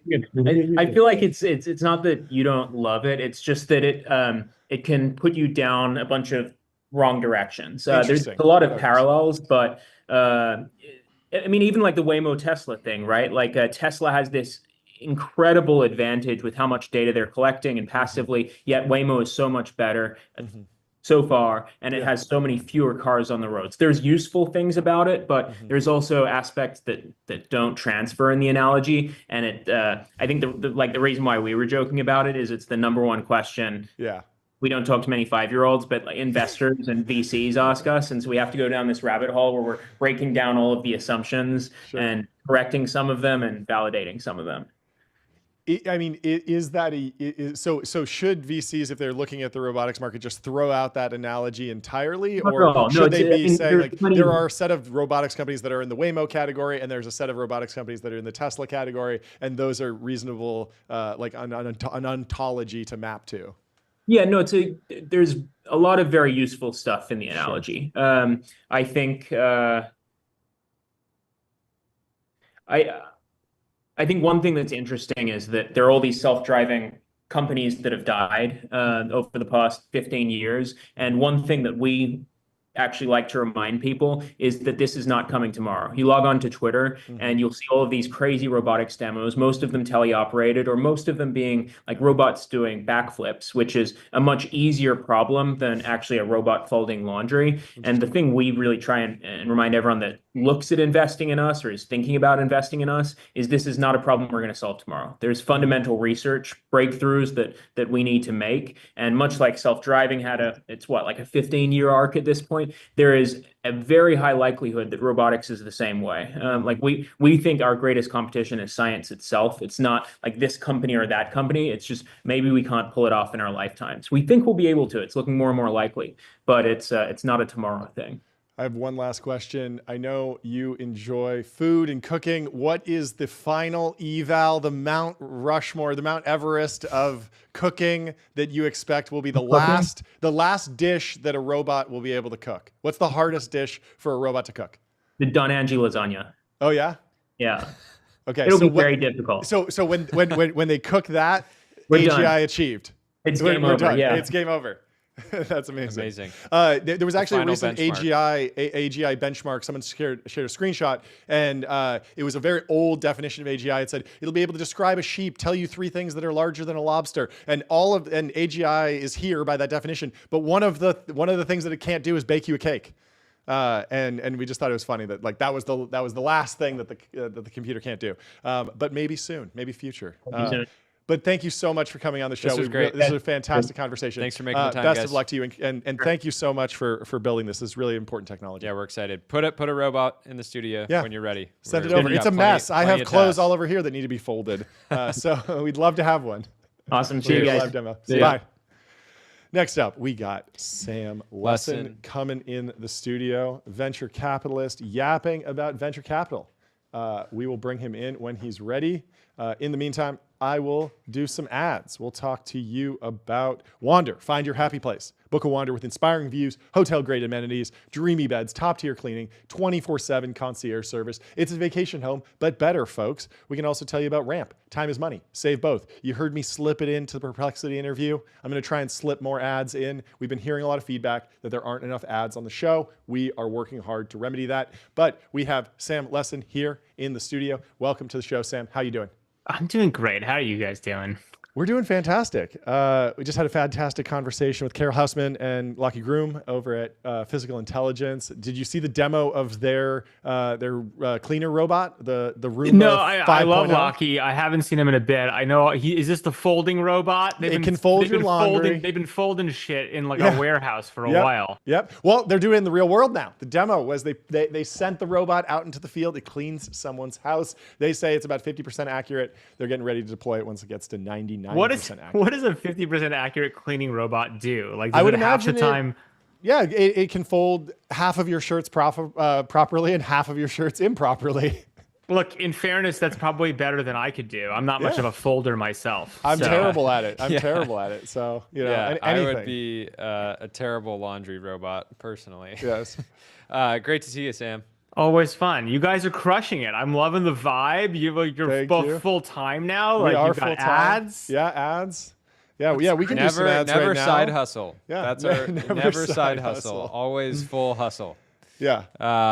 What's going on in your world? I don't know. I've been traveling a bunch, but I'm back. And traveling as a venture capitalist? How does that work? Oh, just for fun, guys, not for work, please. Yeah. No, I just. But I would imagine such a prestigious career path is so demanding that you would never be able to take a day off. Never. No, I am a slave to Zoom. I just sit here and Zoom back to back. You seem to have cracked the code. What's your stance on Zoom? Do you invest much purely over Zoom, or are you just meeting everybody at this point?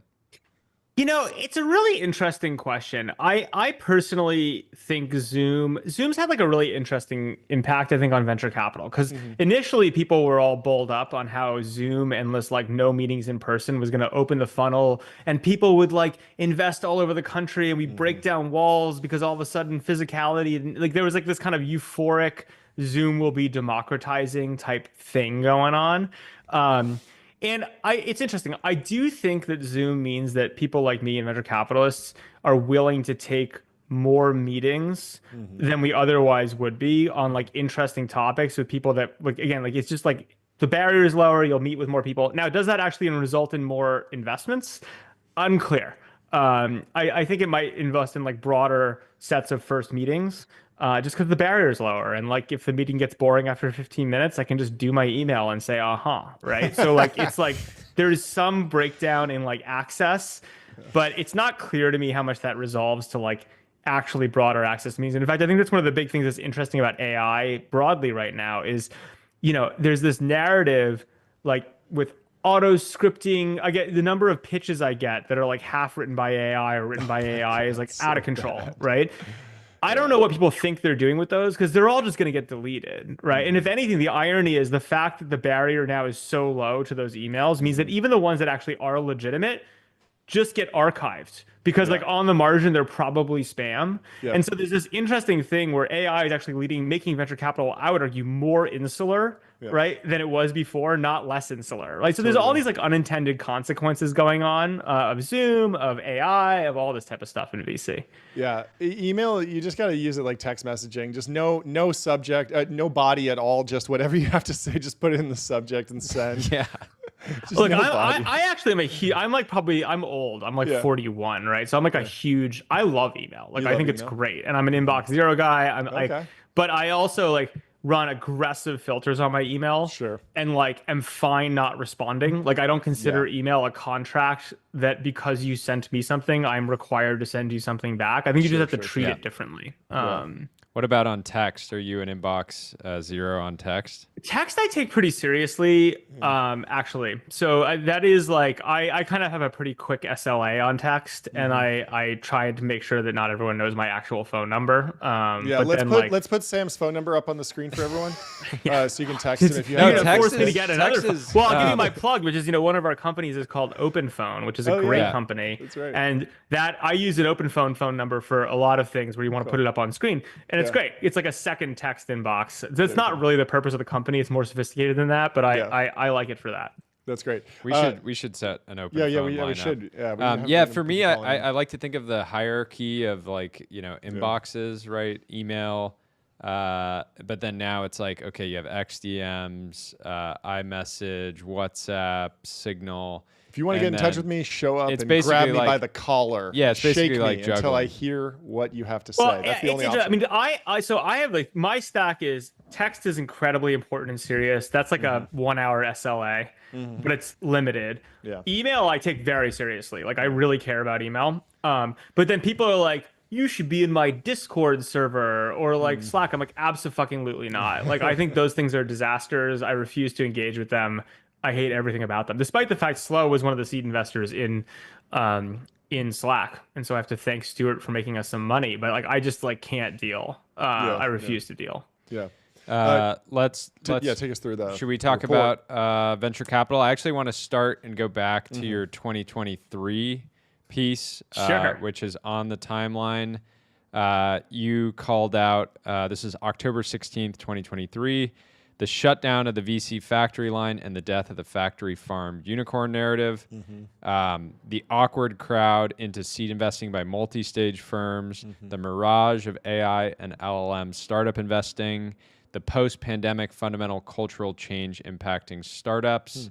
Which one of those? Yourself? Yeah, how would you grade your predictions? I obviously grade myself excellently on all of them. No, I mean, I think like, look, I try to pull up every few years and just, especially in times of uncertainty, just be like, what is going on? Like, where should we be spending time and our attention? I think, 2 years ago, those were the big themes for me. Is one, we were very used to for 10 years as a fund effectively operating on this factory line. We take in companies at a certain stage. We know what metrics they have to hit. We give them the money. We then package them and send them on to our friends at Series A, who then send them on to B, and da-da-da. And the whole thing works beautifully because at the end, we pop them out into the public markets and retail investors buy them and life is good. And I was just saying, like, after the pandemic, people wanted that to come back. And I was like, this is not coming back. Like, the market it's a mixed up market. We've basically produced a bunch of these things which are on paper unicorns, but like they're not fundamentally important businesses. And more importantly, there's been this huge release, which is the biggest platforms in the world can just keep getting bigger. Like I remember a time when like $100 billion company was a huge company, right? People thought there was a limit to how big the biggest could get. And so there was this constant hunger in the public market for what's the next $3 billion company that's going to grow really fast. And there was coverage for that. People cared about it.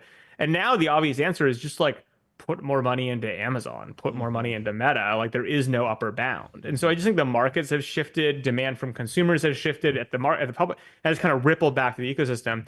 You know, what we have now, and you know, I have this in the 2025 version, is what I'm calling zombie corns, right? So there's all, you know, friends of mine were like, oh, we're going to see this mass extinction of these unicorns. They're all going to die because, you know, they're going to run out of money. No one's going to fund them. The liquidation preferences are huge. They can't go public. They actually mostly didn't die, right? What they did do is they basically sacrificed growth. They cut their burn a lot. They kind of got marginally profitable. They can kind of exist. And they're kind of zombies. They're out there. They're not going anywhere, but they're also not going public. There's no market for them. No one knows how to buy them. The liquidation preferences are set up so that no one wants to deal with them. And they're just going to kind of exist. Well, so the factory line is broken at the late stage because there's no off ramp.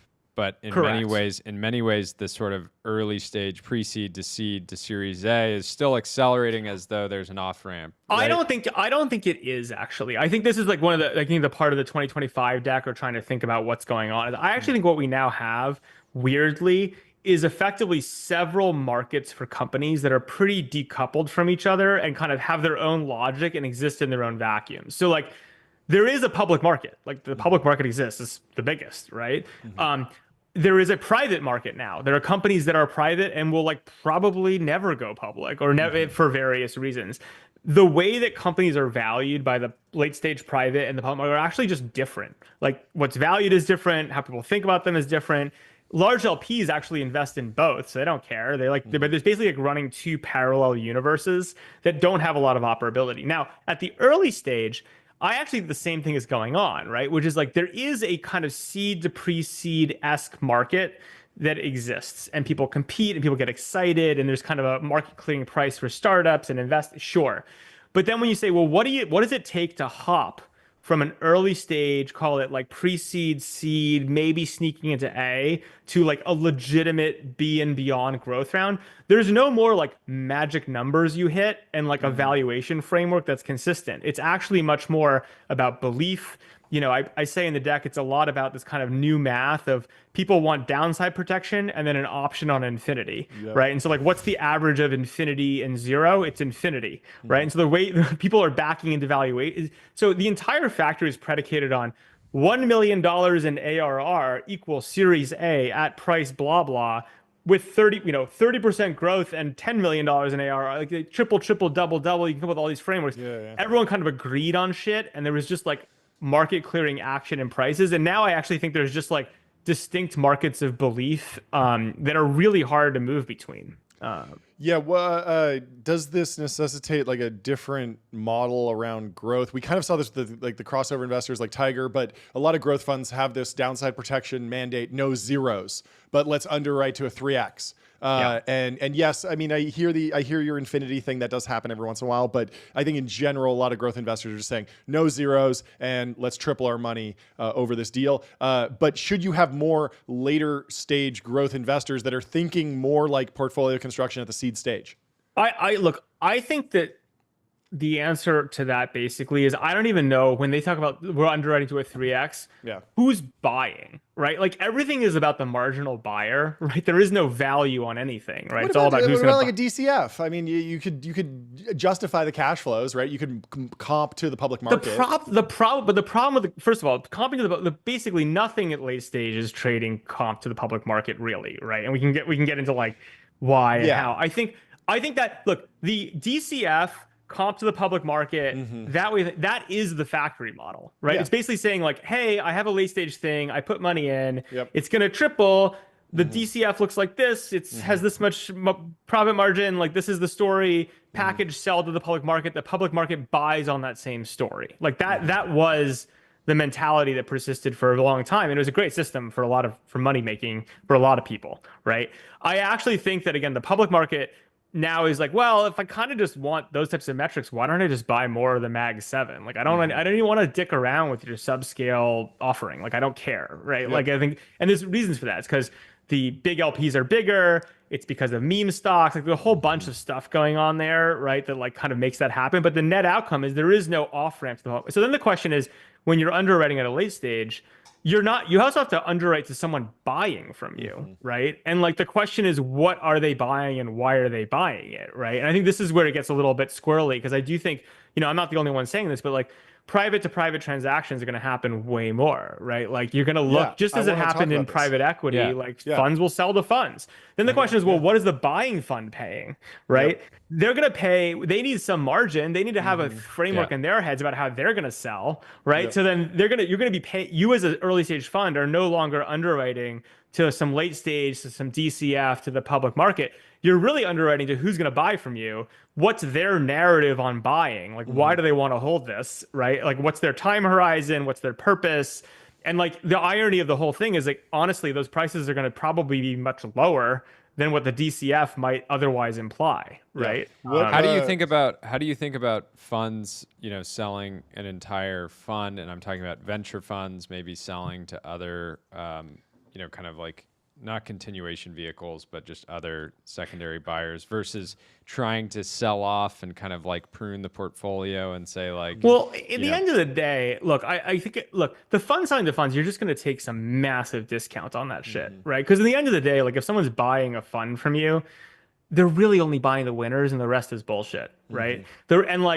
So in an ideal world, they just carve out the pieces they want. Like, I want this position and this position and this position because I care about these companies, or I have an infinity thesis on them. Like, everyone has to have, I actually think the infinity thesis really matters in terms of how people are thinking about how big things can get and whether they matter or not in the world. And then everything else, it's like, it's basically worth zero, right? We were joking at our firm about starting write-off co, right? Because that's the other funny thing that happens, right? Is you just kind of give up on positions and you sell them for $1 to take the tax advantage, right, on it. Every once in a while, the hilarious part is you sell something for $1 because you give up on it, and it turns out being worth something, right? So like, there's a whole business. We love a comeback story. Hoovering up, irrelevant positions. But I don't know. Does it happen? Yes. Do GPs sell piece of the GP? Yes, but that's complicated because the reality is, at least the public market only really values the fees, right? Which means, so it's basically, I've been having trouble because I wrote this 2023 thing that I was pretty proud of and I think was honestly pretty accurate about what was going on. Understandably, it's been 2 years. I wanted to update it and be like, well, where are we now? And like, there are things I think I got mostly right. There are things that I think are wrong, but I think that the real story is end of factory model. The factory's over. What the yada yada yada on it is, we're now, I think, entering this period where like you don't even think about it as one integrated capital system. They're just like different parallel universes. Like, everything in the world is regionalizing and fractionalizing. This is happening with globalization. We're having a deglobalization moment. This is happening with all sorts of things. I think it's happening with capital too. There are just literally distinct ecosystems and people play in multiple of them, right? But they have their own valuation logics, et cetera. And then I think like the way people value companies as a result has changed. What you should be looking for has changed. The types of CEOs you want to back has changed. It's just a new world. Did you dabble much internationally? This was a very 2021, 2022 thing with funds thinking that, they'd win a deal and 10,000 miles away. And then like in hindsight, it's like, you have to think like, why did you win this deal? Why didn't, why are you, so lucky to have the opportunity to back this company? And then a lot of them just, are derivative we've always invested in Israel when it made sense. I think the U.S.-Israel relationship is strong. I think there's a lot of good technology. There's a lot of reasons that makes sense. And so that's always been a thing we've done. We know it well enough to like be confident investing there.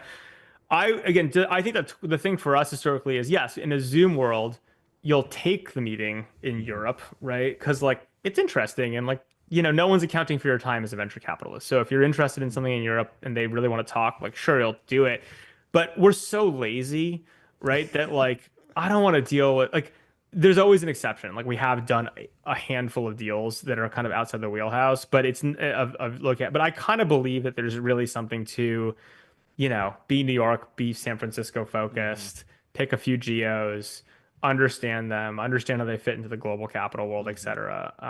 So no, we didn't get drawn into too much Europe or things like what is your interpretation of the rumor around OpenAI potentially buying Windsurf for $3 billion? It's not an AI cherry on top business. It's a wrapper. Is it bull market for wrappers now? Are we going to see tons more acquisitions? Yeah, Slow is going to FOMO into a bunch of wrapper. Yeah, FOMO into every wrapper because they're just going to get hoovered up. I mean, my take was maybe, OpenAI buys one, then Anthropic needs one, then Amazon needs one, then Google needs one, and all of a sudden you have like 7 unicorns getting bought. Everyone's making money. Everyone's generationally wealthy. That's the good ending, right? I really am pretty cynical / don't think that we're going to see a lot of acqui-hire AI type stuff in this era. I think there's a few reasons for that. One is like, what are you really buying, right, in some of these things? Like, are you buying talent? That is not unreasonable, but and we've seen that. We've seen people like effectively quote unquote buy companies that are literally just for like the one person they want to pay $200 million to because they really think they're special because they need an Look, some people are going to get massively overcomped. That will happen. I don't think it's an investment thesis. It is what it is. And I think it won't happen that much, but we'll see. I think there's going to be, are you buying technology? It's like the thing about AI and a lot of where we're going is like, why, right? Like software is getting commoditized. Like, what is it? Like, if you're buying technology, you got to be buying some really important technology, right? And I think that's like the third thing you in theory can buy is just distribution, right? Which is like, if someone really has, for whatever reason, got their hooks into a few key contracts or like, they have a tail, like fine, you buy distribution and that can be worth something. But look, honestly, it just seems like all very squirrely to me at this moment. The thing I'd say in venture capital is there will be random walks. Some random stuff will happen, right? And like, I think you can't get too, twisted around that. You certainly shouldn't be chasing random walk. But no, I don't personally see it. And if anything, I'd say like, look, I was part of this. My first company was acquired by Facebook in the era of acqui-hires, right? And I think and I say this with some humility, but also perspective, is like, I think when you go back and look at like what was really bought there and was that a good use of capital by most of the acqui-hiring companies, I think the answer is probably not. Like that era is kind of over. People aren't that special. The big companies, just because they have such incredible access to capital and distribution at this point, they can kind of just build whatever they need anyway, right? So anything that does happen will be highly bespoke as opposed to like some industry-wide trend is my personal view. How do you think right now about the dynamic between $30 to $50 million early stage funds versus $30+ billion AUM funds? In some ways, they the tiny upstart funds benefit from these big platform funds coming in and sort of marking up deals, right? The returns look good, but maybe I just think they're two completely different business models, right? Like I think is the thing. This goes back to my poll about like regionalization and fragmentation of what capital even is, right? If you're running a $50 billion venture fund, you can't possibly be deploying that well early, right? And actually, you're paid to move gross dollars. The problem you're solving for LPs is you have some massive fucking LPs. They're like, I want exposure to private markets. It's really hard for me to go find how to do that. I would love you to deploy as much capital as possible. And like effectively the way you get paid is on fees. You're not getting paid on carry. Like it's, if you have a $50 billion fund, making 3x on that, so you're making money on carry, is like extremely difficult to impossible. Like the numbers just don't add up. You're getting paid to deploy. And that means your business model is attracting more capital. You have to return enough to justify it, right? But like you're not actually shooting for maximum DPI or actual returns. You're just shooting for that. And by the way, just to go a step further, I just see this all the time where I have friends with funds that are maybe sub $50 million funds, and they're investing into like, even if the big platforms just periodically dipping down into seed when they have really like the founder or whatever, and then suddenly the round is like 6 on 40, and that's just the like tiny fund, and then the tiny fund is like you could get a bunch of bangers, and you just do the math and you realize like they're not going to be making DPI either, and they're not getting management fees. The late stage, what happened after in 2023 era, which I wrote about then, is like the late stage capital allocators who are paid fees to deploy gross. They're weight deployers. They're mass capital deployers. They couldn't deploy. So a bunch of their junior people in particular, like, well, I need to do something to justify my paycheck. So they started dipping into seed, right? Because like they're bored, right? And they're like, we can't deploy big checks, so we might as well deploy small ones. And by the way, no one cares, right? Like it's such small amounts of money, it's irrelevant either way. That completely messed up the seed markets because it got super undisciplined, right? And like it did because it's candidly, we do the same thing at Slow to like the angel market, right? Whereas we it's a recursive problem. Like we will write $100,000 checks off a meeting because it's kind of irrelevant to us and it's just relationship building and like whatever. But there's some poor angel who's out there trying to price it properly and we don't care and then we fuck it up for them. So like it's a recursive problem. That did happen. I think mostly, honestly, the late stage guys with AI have a narrative where they can put billions of dollars to work and do their actual jobs. So they've mostly pulled out of fucking up the early stage markets because they have better things to do with their time. That's actually what they get paid for, right? And just to make a finer point on that, you know, a lot of these late stage public platforms, they really are like setting themselves up to go public. Here's the thing about that. When they go public, the actual way like the public markets value these funds has absolutely nothing to do with returns. It is 100% the fee base, right? And so their structure and their incentive structure is 1000% about earning fees and just making enough returns to justify the fees they charge and raise more money. Like that's what they do. Then there's the early stage market. Here's the thing about those $50 million funds, right? Ultimately, you gotta eat. You got to actually deliver DPI, not just marks, right? And so marks are nice, like they're fine, but I think what we're gonna find in a lot of ways is the gulf between I have on paper made a bunch of money or these deals look good versus like, oh no, I actually returned capital. I like made you money. You should give me more money, and I made myself money doing it. That's a pretty big gulf. And I think what we're gonna find is that, you know, the market, most of those funds are going away because they don't have that and they're not going to. B, there could be a world where late stage funds start saying, okay, at some discount to the last round, I'll buy out these seed funds effectively and give them some DPI, et cetera. But then the problem for the seed funds is that mark they were using to be like, look how smart I am.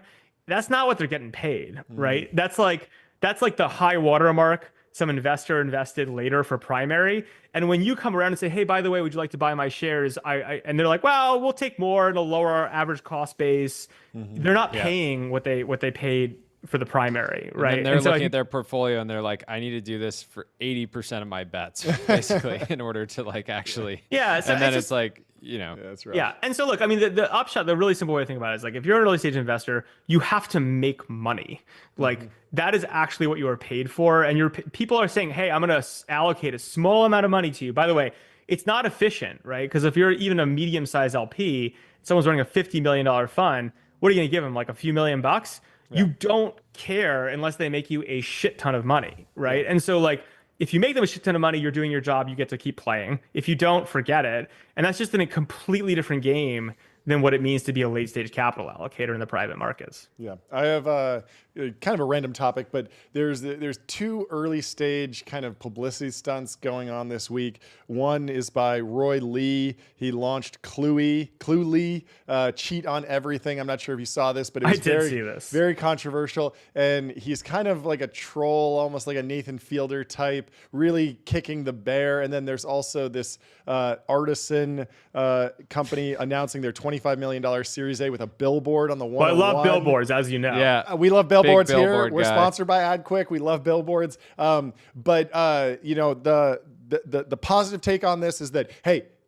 like they're breaking through, they're getting attention. Attention's valuable. Distribution's important. The counter to that is, should they even need to do that? Shouldn't they just be heads down building? Where do you sit on that continuum? I guess the question I would ask is what is the track record of companies that started with marketing stunts that ultimately were important or successful? Right. My sense is the track record off the top of my head is 0. Right. Well, I mean, Facebook started with Hot or Not. That was very viral. No, but right? I'll give you an example. Okay. I'll give you an example. Yeah. So the challenge with going super viral early, and I had this with Party Round, is that people get a fixed idea. A lot of people get a very fixed idea of what your business does.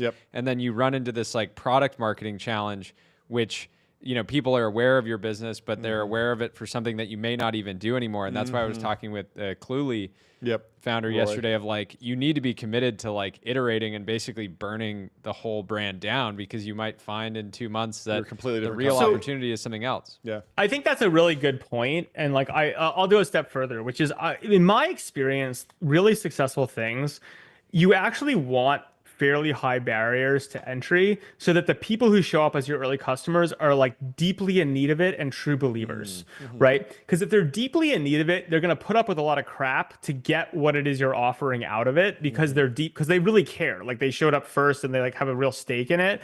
And then they become true believers in that cult that advocates. I think if you have too much attention too quickly from a not fervent enough audience, you get distracted. You have to deal with a bunch of the wrong stuff. People are flighty. Like, so I think there's this irony, which is like how you get your first 100,000, 10,000 people and the barriers to entry there are like, and I'll give you a kind of counterexample, which actually kind of is a marketing stunt if you get into it, which is quite by accident. Ikram and I kind of started this jelly meme coin, blew way the hell up and went crazy, but was supposed to be like a component of the app Jelly we've been working on. The app's super cool, but like the app was not ready. Right? Like and what's been really interesting to watch is because the app wasn't ready, you got a bunch of people in, most of them bounced, they're like, this isn't ready, this is weird, whatever. But you did attract a kernel of like crazy true believers that are really engaged with it. And then it's kind of like a fire, like you kind of blow on the coals of that, right? And you kind of keep iterating and working. So I guess that's a long-winded way of saying I think the history of companies that start with a marketing stunt and blow up big is pretty poor. There probably is a way to like be very inefficient and like blow up something big or say something, funnel out 99% of the noise. Somehow find that kernel 1%, work with that 1%, and like treat it like kind of the embers of a fire, right? And grow up. So that's kind of the mental model. It's like how you handle it. Got it. Yeah, last question. How cooked is Tesla? I mean, look, I've been in the camp of like Tesla's a meme stock for a long time, right? And I think Tesla's a meme stock, right? And so you posted, maybe it was yesterday. No, it was this morning. If Elon can move Tesla stock up by 7.5% by saying he is stepping back from Doge against the backdrop profits and revenue they generated, then yes, he probably deserves the $56 million difference as a pay package. That is what the market's his attention is worth. I thought that was pretty on the nose. Yeah, look, it's Elon is the greatest marketer of our generation. He's the greatest capital raiser of our generation. He is the greatest, I think, storyteller. I mean, there's a lot that he's really, really, really good at, right? And I think he's the ultimate cult influencer in a lot of ways, right? And he's built a lot of cool companies doing that, but it is so belief driven. And I think this is kind of the thing where it's like, what does Tesla work from a DCF perspective? We talked about public markets and how you value these things. Not a fraction of what it's traded at, right? But it is absolutely, he is great at the infinity story, right? The infinity story is so big, and infinity, plus 0 equals big number. Everything's about the marginal buyer. And it's incredibly loved because retail investors want something to believe in. Like they want something that can go to infinity. It's the same thing with the Mars thing. It's like, look, I find the whole Mars thing in SpaceX so frustrating. I love SpaceX. It's like, I think it's an amazing company. Like what they do is incredible, right? And there's a lot I love in the whole 9 yards. The Mars narrative is so frustrating because it's so disingenuous on one hand, right? Like it's just like the predictions are out of control. Like it doesn't make any sense from like a fundamentals perspective. But my God, people need something to believe in, right? And so believe in something. Well, I think Tesla's coming back. I think they're going to put a naturally aspirated V12 with a gated manual in a new car, and they're going to sell 700 million cars in a single quarter. I would fucking love that. If Tesla did that, I would buy Tesla stock just because that would be awesome. There we go. We cracked it. Boom. It's going to happen. You heard it here first. Thanks for stopping by, Sam. This was fantastic. Great to see you, Sam. We will talk to you. Thanks for coming on. Bye. Next up, We have Bridget Mendler of Northwood Space coming into the studio. Very exciting, I believe, $30 million Series A from Andreessen Horowitz in partnership. I think Founders Fund and a bunch of other folks got in the round, so we'll talk to her about that. Bridget, welcome to the show. How are you doing? Hey, guys, what's going on? What's up? I haven't been on a podcast before, so am I on? You're on. Live. You're not only on a podcast, but you're also live. Whoa! So there's no post editing, but hopefully we got the facts right. But you can break it down for us. Tell us, what does Northwood Space do, and tell us about the $30 million funding round that just was announced. Yeah, we're building the ground network for the industrialized space economy. We view it kind of as the third critical pillar of infrastructure for space, where you need to get things into space on rockets. You need to have things to put into space, which are satellites, and then you need a way to actually communicate with them and use them once they're up and operational. And so we're focused on that last third part and building the shared infrastructure that the whole industry can take advantage of, really drawing parallels to the cellular industry and to the internet, where shared infrastructure is just a big enabler for being able to push technology forward. Yeah. Talk about what companies have had to do historically. We've heard a lot about satellite companies that send a satellite up and they're like, it's working, but we don't know where it is. So it's like kind of critical aspect of maintaining. Yeah, what was the status quo prior to you starting the company? Oh yeah, I mean, it's not just prior to us starting the company; it's like ongoing. We talked to companies, I think like last week, that are just not getting enough coverage, and so they're endeavoring to build their own ground stations themselves. Our co-founder Shar, it was actually interesting during our first fundraise. He was still working at his old company, and he was woken up 2 times in the middle of the night. There were a total of 4 ground failures just in the course of one evening while he was manning their operations at all different locations, all different ground networks. One was a site that had already been down and just like not even notified the company that they weren't going to be able to make their contact. Talked to another company last week that had been out of contact with their satellite for 28 hours.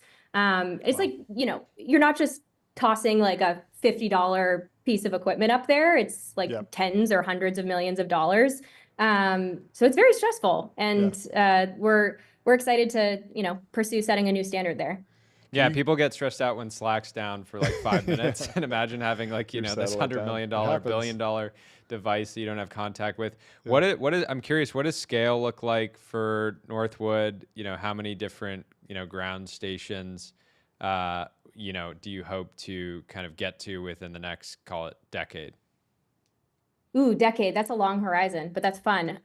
We are looking at scale both from like a network level and a site level. So when you think about like, why do you need to have a global network to begin with space? Like the reason why you need to have a global network is because satellites orbit the Earth. And so maintaining contact with them requires having locations all over the Earth to make sure that you can be in contact all the time. So think of it kind of like when you're using a cell phone and you're driving on the freeway and you're passing different cell towers. You need to maintain contact with cell towers in order to maintain connection. Same with space. And so for us, there's like 2 verticals. One is coverage. So you want to have enough coverage. So basically like a cell tower, you're always in contact no matter where you are. And then the other one is throughput. That's like density. And so kind of gold standard for this is SpaceX, where they have hundreds of ground stations to not just have global coverage, but to be able to serve millions of users in different regions. So when they're wanting to like service a region that has a lot of customers, they need to put a lot of ground stations in that region in order to support that much capacity. And so we want to be able to offer that to other folks so that they can have like that kind of gold standard of connectivity through space. So we're going to be putting, ground stations in different regions, as well as ground stations densifying in the same regions. And one of the things that we think about with scale is really like, how can we put as many ground stations to support as much capacity as possible at a single region? So our kind of, sub near term goal is 500 sites. Can you take me through some of the? Can you take me through some of the history of these ground stations? Maybe explain it in really, really simple terms, like maybe like I'm a venture capitalist or something. Something like, how do we communicate with the Hubble telescope? Is this like a big satellite dish, like what I saw in Contact with Jodie Foster? Is that how we communicate with the Hubble, or is there a different network of ground stations? What was kind of the gold standard 10, 20 years ago? Yeah, I have to just say, like, us ground nerds in space, we do not often get asked these questions. So thank you very much. Like, the ground is just generally like the not sexy part of space. So it's very fun. So yeah, I mean, what you're doing is, generally using RF to contact a satellite that is like hundreds of kilometers away. You need to concentrate enough power to be able to do that. So that's why you see like the big parabolic dishes, it's concentrating power. Got it. And so when you're, further away, that requires more power. So actually, if you're, in the Palo Alto area, you go by the Stanford dish is kind of a well-known one. I imagine like some folks, if they're watching, might know of that. It's massive. It's a giant dish that's used to make that contact. And so it's interesting because like the legacy of space, it's more exploratory, it's more research based, where like booking an antenna was kind of more like booking a telescope, where it's like an individual piece of equipment where, they're located at these different locations around the world. You book the time, you're kind of in control of how that functions and how it operates.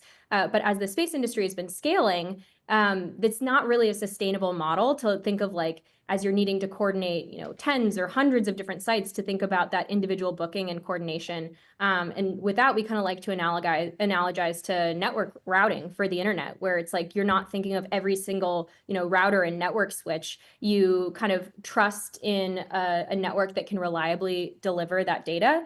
And so that's something that we're starting to think about how the space industry is going to evolve in terms of communication, going from booking an antenna like you book a science telescope to having the outcomes through a global network where you can have a lot of observability and control into that network, but it's much more like software defined and controlled, kind of like modern internet infrastructure. Question. For now, I think there's an obvious opportunity to serve existing space companies. What kind of companies do you think are potentially enabled by your technology and network that may not have been smart to start 5 years ago if you didn't have kind of the resources of SpaceX?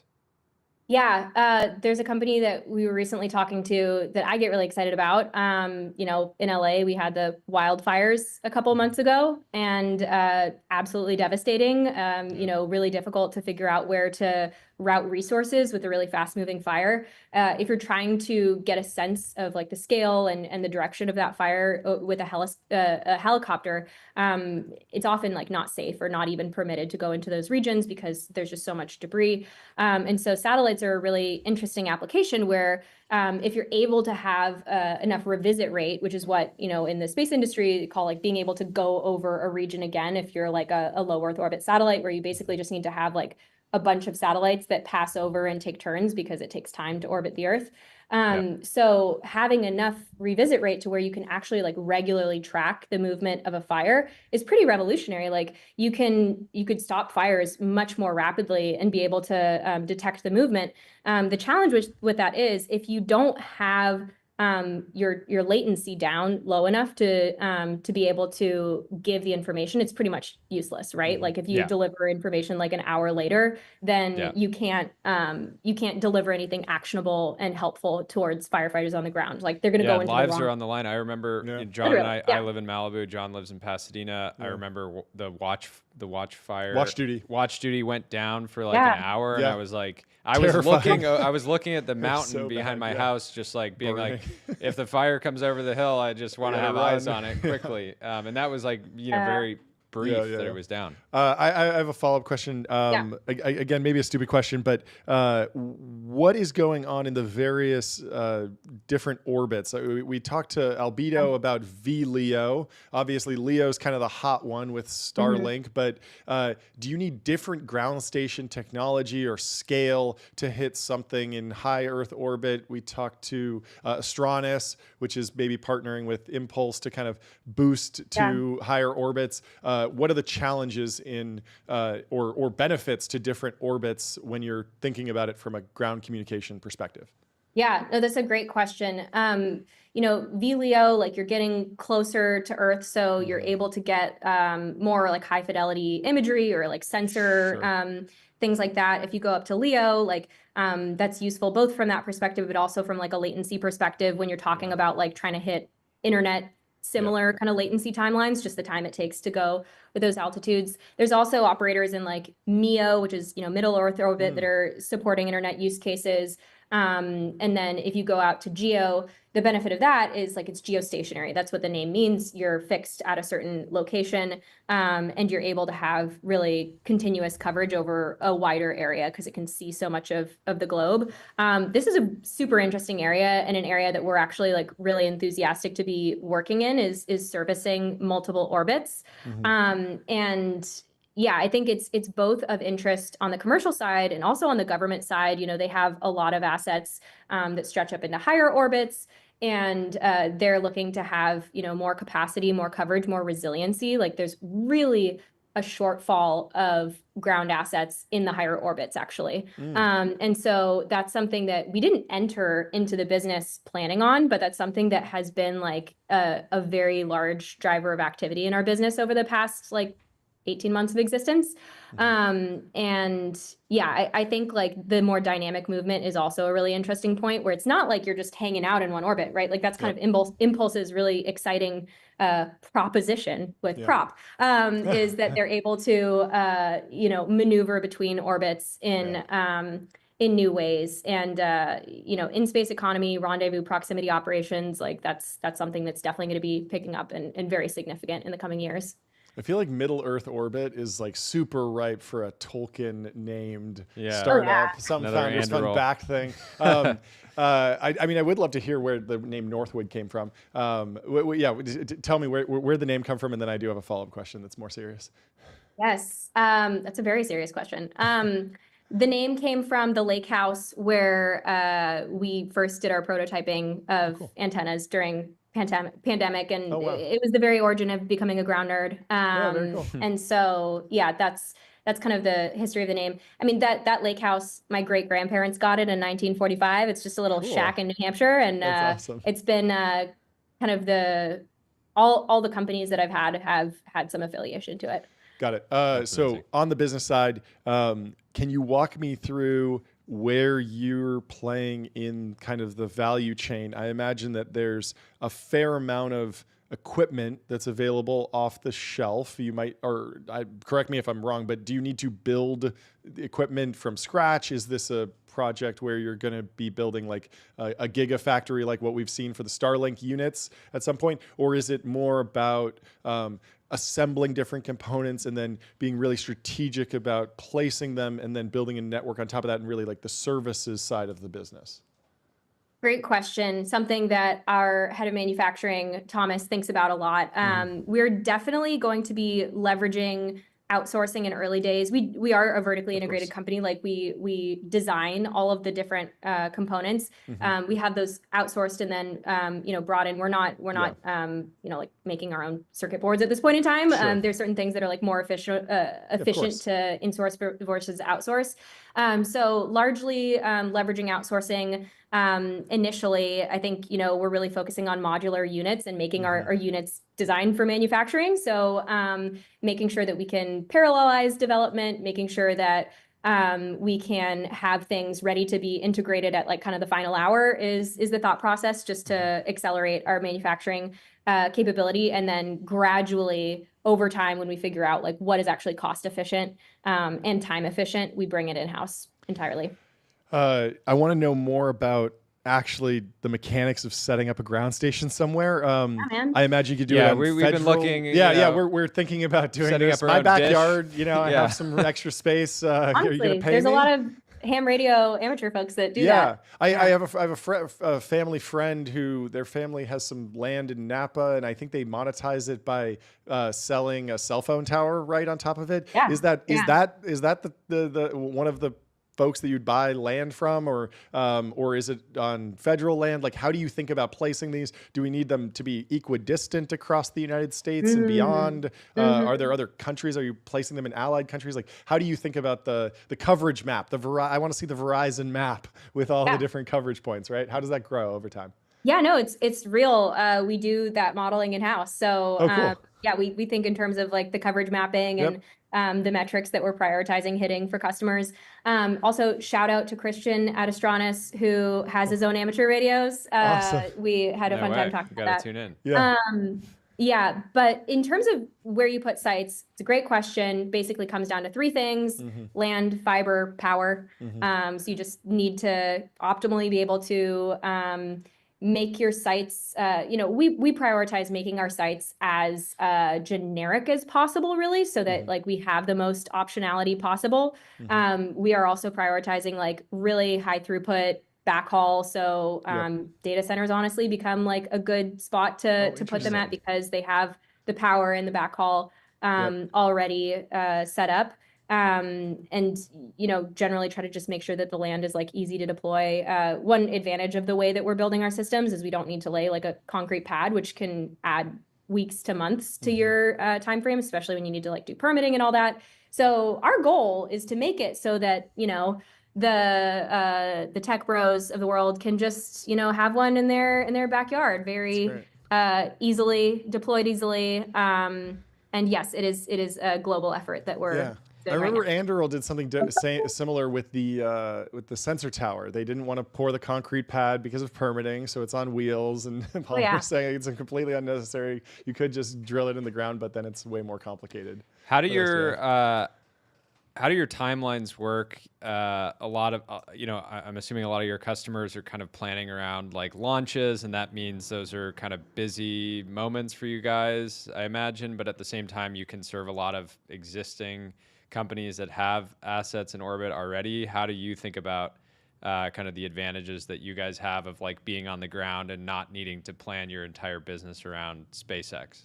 Oh yeah, it's very convenient. We can work on our own schedule. I mean, we have different challenges because, you're going to different countries and they have their own local regulatory regimes and all that, but we are not constrained by launch schedules, which is great. And then the first part of your question was, what was the first part? No, you answered it. You answered it already. Okay. I have another somewhat random question. We ask a lot of artificial intelligence founders about their P-Doom. We ask a lot of space founders about their P-Moon. What is the probability that you will visit the moon in the next 30 years, let's call it? Would you go if the capability was there? Let's say there's been 100 people or 1,000 people or 10,000 people up. Are you going? And then what's the likelihood that you think the space economy and the flywheel that gets us to the moon happens based on your insider knowledge of the industry? I would absolutely go to the moon if I had the opportunity. I did hear from like an astronaut one time just how life-changing that experience was. And yeah, I mean, I feel like that would be definitely a thing for the bucket list. As a mom now, I think that's honestly like the only thing that holds me back from saying. You got to bring the kids. You got to bring the kids. It's going to be Disneyland on the moon. That's the first economic use case. We talked about this too. Like, do we go on a Blue Origin flight? It's $250K. Yep. Do we just go and podcast in space? John was all in. I was like, my wife will absolutely kill me. I don't know if it's worth it. So it's definitely part of the calculus. Yeah. I know, to be young and wild and free. And like the lunar economy, I'm very bullish on it. I think, I think we'll hopefully see that within our lifetime. Somewhat related to space tourism, the Blue Origin flight did just happen last week. I want to know specifically, what are the challenges with connectivity? Because it seemed like we lost the video feed while they were at the apex of their kind of trajectory. It was only 3 miles or 3 kilometers up or something. It wasn't that high, and yet we still lost the live video feed. Is that something? It's a moving object, but satellites move too. What does it take from a ground station perspective to be able to watch Netflix on your Blue Origin flight consistently? Yeah, that was actually something that we talked about in the very early days, like pre-forming Northwood, was like being able to watch Netflix in space. And we're like, wouldn't that be like such a cool feature? I mean, to accomplish that, like there's multiple different kinds of the communication going on. There's like, how do you actually make sure that the rocket is going where it's supposed to go and it's safe? And like, we talked to someone the other day who was concerned about like a rocket trajectory not going the direction it was supposed to, and winding up like landing on another country and needing to deal with kind of like the catastrophe that falls out of that and managing that. So like you really need to know where your spacecraft is going, because the consequences that fall out of that are serious. But then having actual humans on board, needing to have some kind of communications on board, it's going in a different trajectory than a satellite that is just kind of conventionally like orbiting. And that's something that we're excited about with our technology as well, is being able to vary our beam width.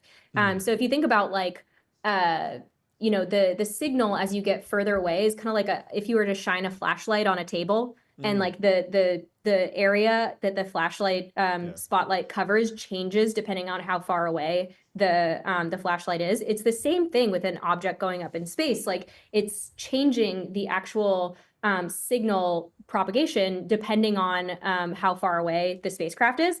And so you need to be able to have like some way of tracking that. And we're excited through the tech that we're developing to be able to track the beam width as it changes for more dynamic trajectories.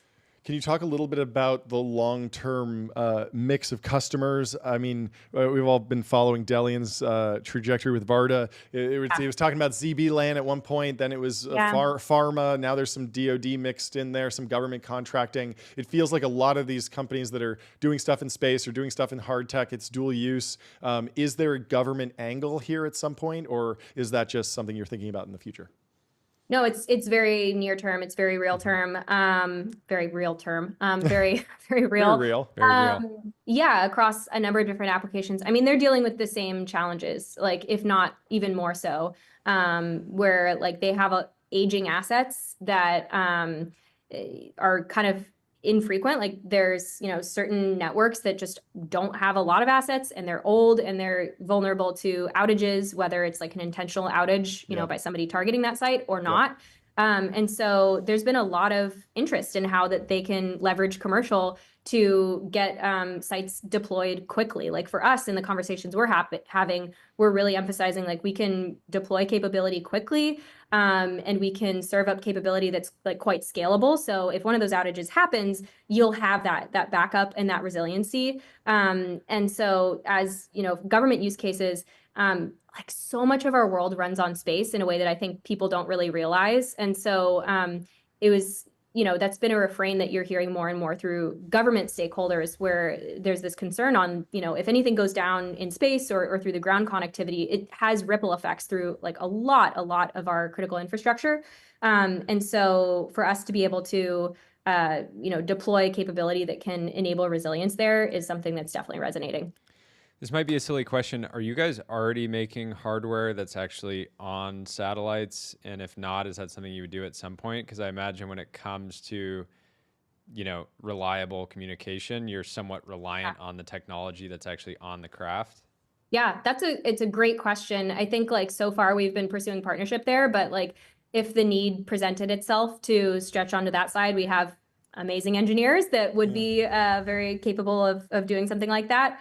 But there's kind of a decomposition happening right now, where there's there's one company that just makes the satellite buses, and so you could imagine that there's a different company that makes just downlink connectivity, and then you kind of vend all that together, and then you do the important thing, and you can focus your company a little bit more. Exactly. Like that's the vision, where in the same way that a developer doesn't need to think about like their cloud resources or networking or any of it. It's just like you just focus on building and the rest is kind of focus on that key value creation. When did you initially start researching or like catch the space bug? When did you get into this? I mean, honestly, it was around that time of the prototypes that we were making. Nice. My husband Griffin is our CTO. Oh, cool. And so we were just working on those prototypes during the pandemic, and I feel like I don't pursue things casually. As one does. Yes, as one does. As one does. Some people were, baking. Some people were podcasting sourdough bread, but I'm sure rocketry. I saw a lot of like new founders coming out of the pandemic too. Totally. It's just like, too much time on your hands. We were fortunate to be in that position, but just can't do something casually. I was just like, all right. And then after we did that, we kind of like, wrote a white paper with commercial folks, and then we did another one with some government stakeholders, and like, damn, like, this is a really critical vulnerability in the space industry. and kind of took off from there. So 5 years Amazing. of work to get here. Can we play the overnight success sound? Overnight success. But congratulations on the funding round. Really great incredible conversation. Milestone, and congrats to you and the whole team. Come Thanks. on next time you What have are you guys drinking over there? Is that a yerba mate? That's a yerba I mate. am. Yeah, the Guayaquil. Big yerba mate I guy, have a but Celsius. John's, you know, we have both sides I'm having of the table the here. third. Wait, this is like endorsement or something, but yeah, we have the trifecta, the holy trinity of energy drink. What are you drinking? Red Bull. Oh, There we Red go. Bull, a classic. Very Lindy. Classic. Lindy. Holy Trinity. The holy trinity of energy drinks. Anyway, have a great rest of your day. Thank you so much for coming on the show, and we'd love to have you back when there's more news. Thank you so much. Cheers. Bye. All right, have a good one. Later. Bye. Let's close out with some timeline. What else we got? Mike Knoop, former guest on the show, has released the results from OpenAI's O3 model, which everyone's raving about, on Arc AGI. And so his takeaway is that O3 medium, because there's a million different varieties now for how intense and how long running these reasoning models can run for. But O3 medium is the industry leading AI reasoning system by a large margin, 2x the score and 1/20th the cost compared to the next leading chain of thought system as measured by Arc V1 semi-private set scoring, 57% for $1.50 per task. And that's interesting because we talked to Sean Swix about how Google was dominating in this Pareto frontier of model capability versus cost. And we talked about this with Logan too, how Google has been dominating in these benchmarks and then cost, but Arc AGI is this completely separate benchmark from MMLU and LM Arena and Humanity's Last Exam and all these other things that are Arc AGI. It's so simple. It's these puzzles, but it's in some ways harder to game or harder to optimize for, apparently. And so he says his key question for released O3, is it more like O1, slightly better than pure LLM on novel tasks, or more like O3 preview? I love OpenAI's naming scheme. Keep it simple, guys. It makes it really hard to do my job. Qualitatively new capability to solve problems outside training data. And so we are going to be following the Arc AGI development very closely. He closes by saying Arc V2, which is the latest puzzle eval that he released, Arc V2 still has a long way to go, even with the great reasoning efficiency of O3. New ideas are still needed. He called this when he came on the show. He said, we haven't evaluated the new OpenAI models yet. We've heard rumors about them. We think they're great, obviously very economically valuable, obviously amazing tools. We love them. But in terms of Arc V2, they're not solving that fundamental problem, and it raises questions about, is it AGI? Is it 10-minute AGI? It's AGI that can do like IMO level math, but it can't solve a puzzle that a kid can solve. It's a different type of intelligence. And I think that's great. I think it's amazing for the economic impact, but we still got our edge. We still got it. Humanity's not done yet. But anyway, let's move on to some news. The United States banned artificial dyes from all food products effective yesterday. This is big. We got to get Callie, Callie Means would be great. Co-founder, on to come break this down. Yep. I don't have full context. It seems like it's going to be incredibly disruptive to big CPG. Can you imagine trying to reformulate M&Ms? Like M&Ms, they've been making this for 100 years. Get ready to have some gray M&Ms, folks. They're still going to taste the same. Actually, we'll see if they taste the same if they're not, the color of the rainbow. Yeah. But I think this is good. There's plenty of evidence that these different dyes have really terrible impacts on health, and especially considering that kids consume these and they don't have the same ability to reason. I have a different take. I think natural immunity of the human body is incredibly resilient, and so as long as you build up a tolerance to the poison, you're going to do fine. So I would say just start slowly, microdose the M&Ms, build up your tolerance, and then you can take a ton of artificial dye. No amount of artificial dye could do anything to me at this point. I have consumed so much Celsius and so many processed foods that I am invincible. Some people say hubris. Yes, thank you, everyone, thank you. Yes, I'm unkillable by the American food industry. Let's Anyway. end the show there. We got to get on with Taipei. We do. But we will see you guys tomorrow. See you This was a tomorrow. great show. Thank you. you for tuning in. We'll see you And tomorrow. thank you to the incredible corporations that make the show possible. Thank you.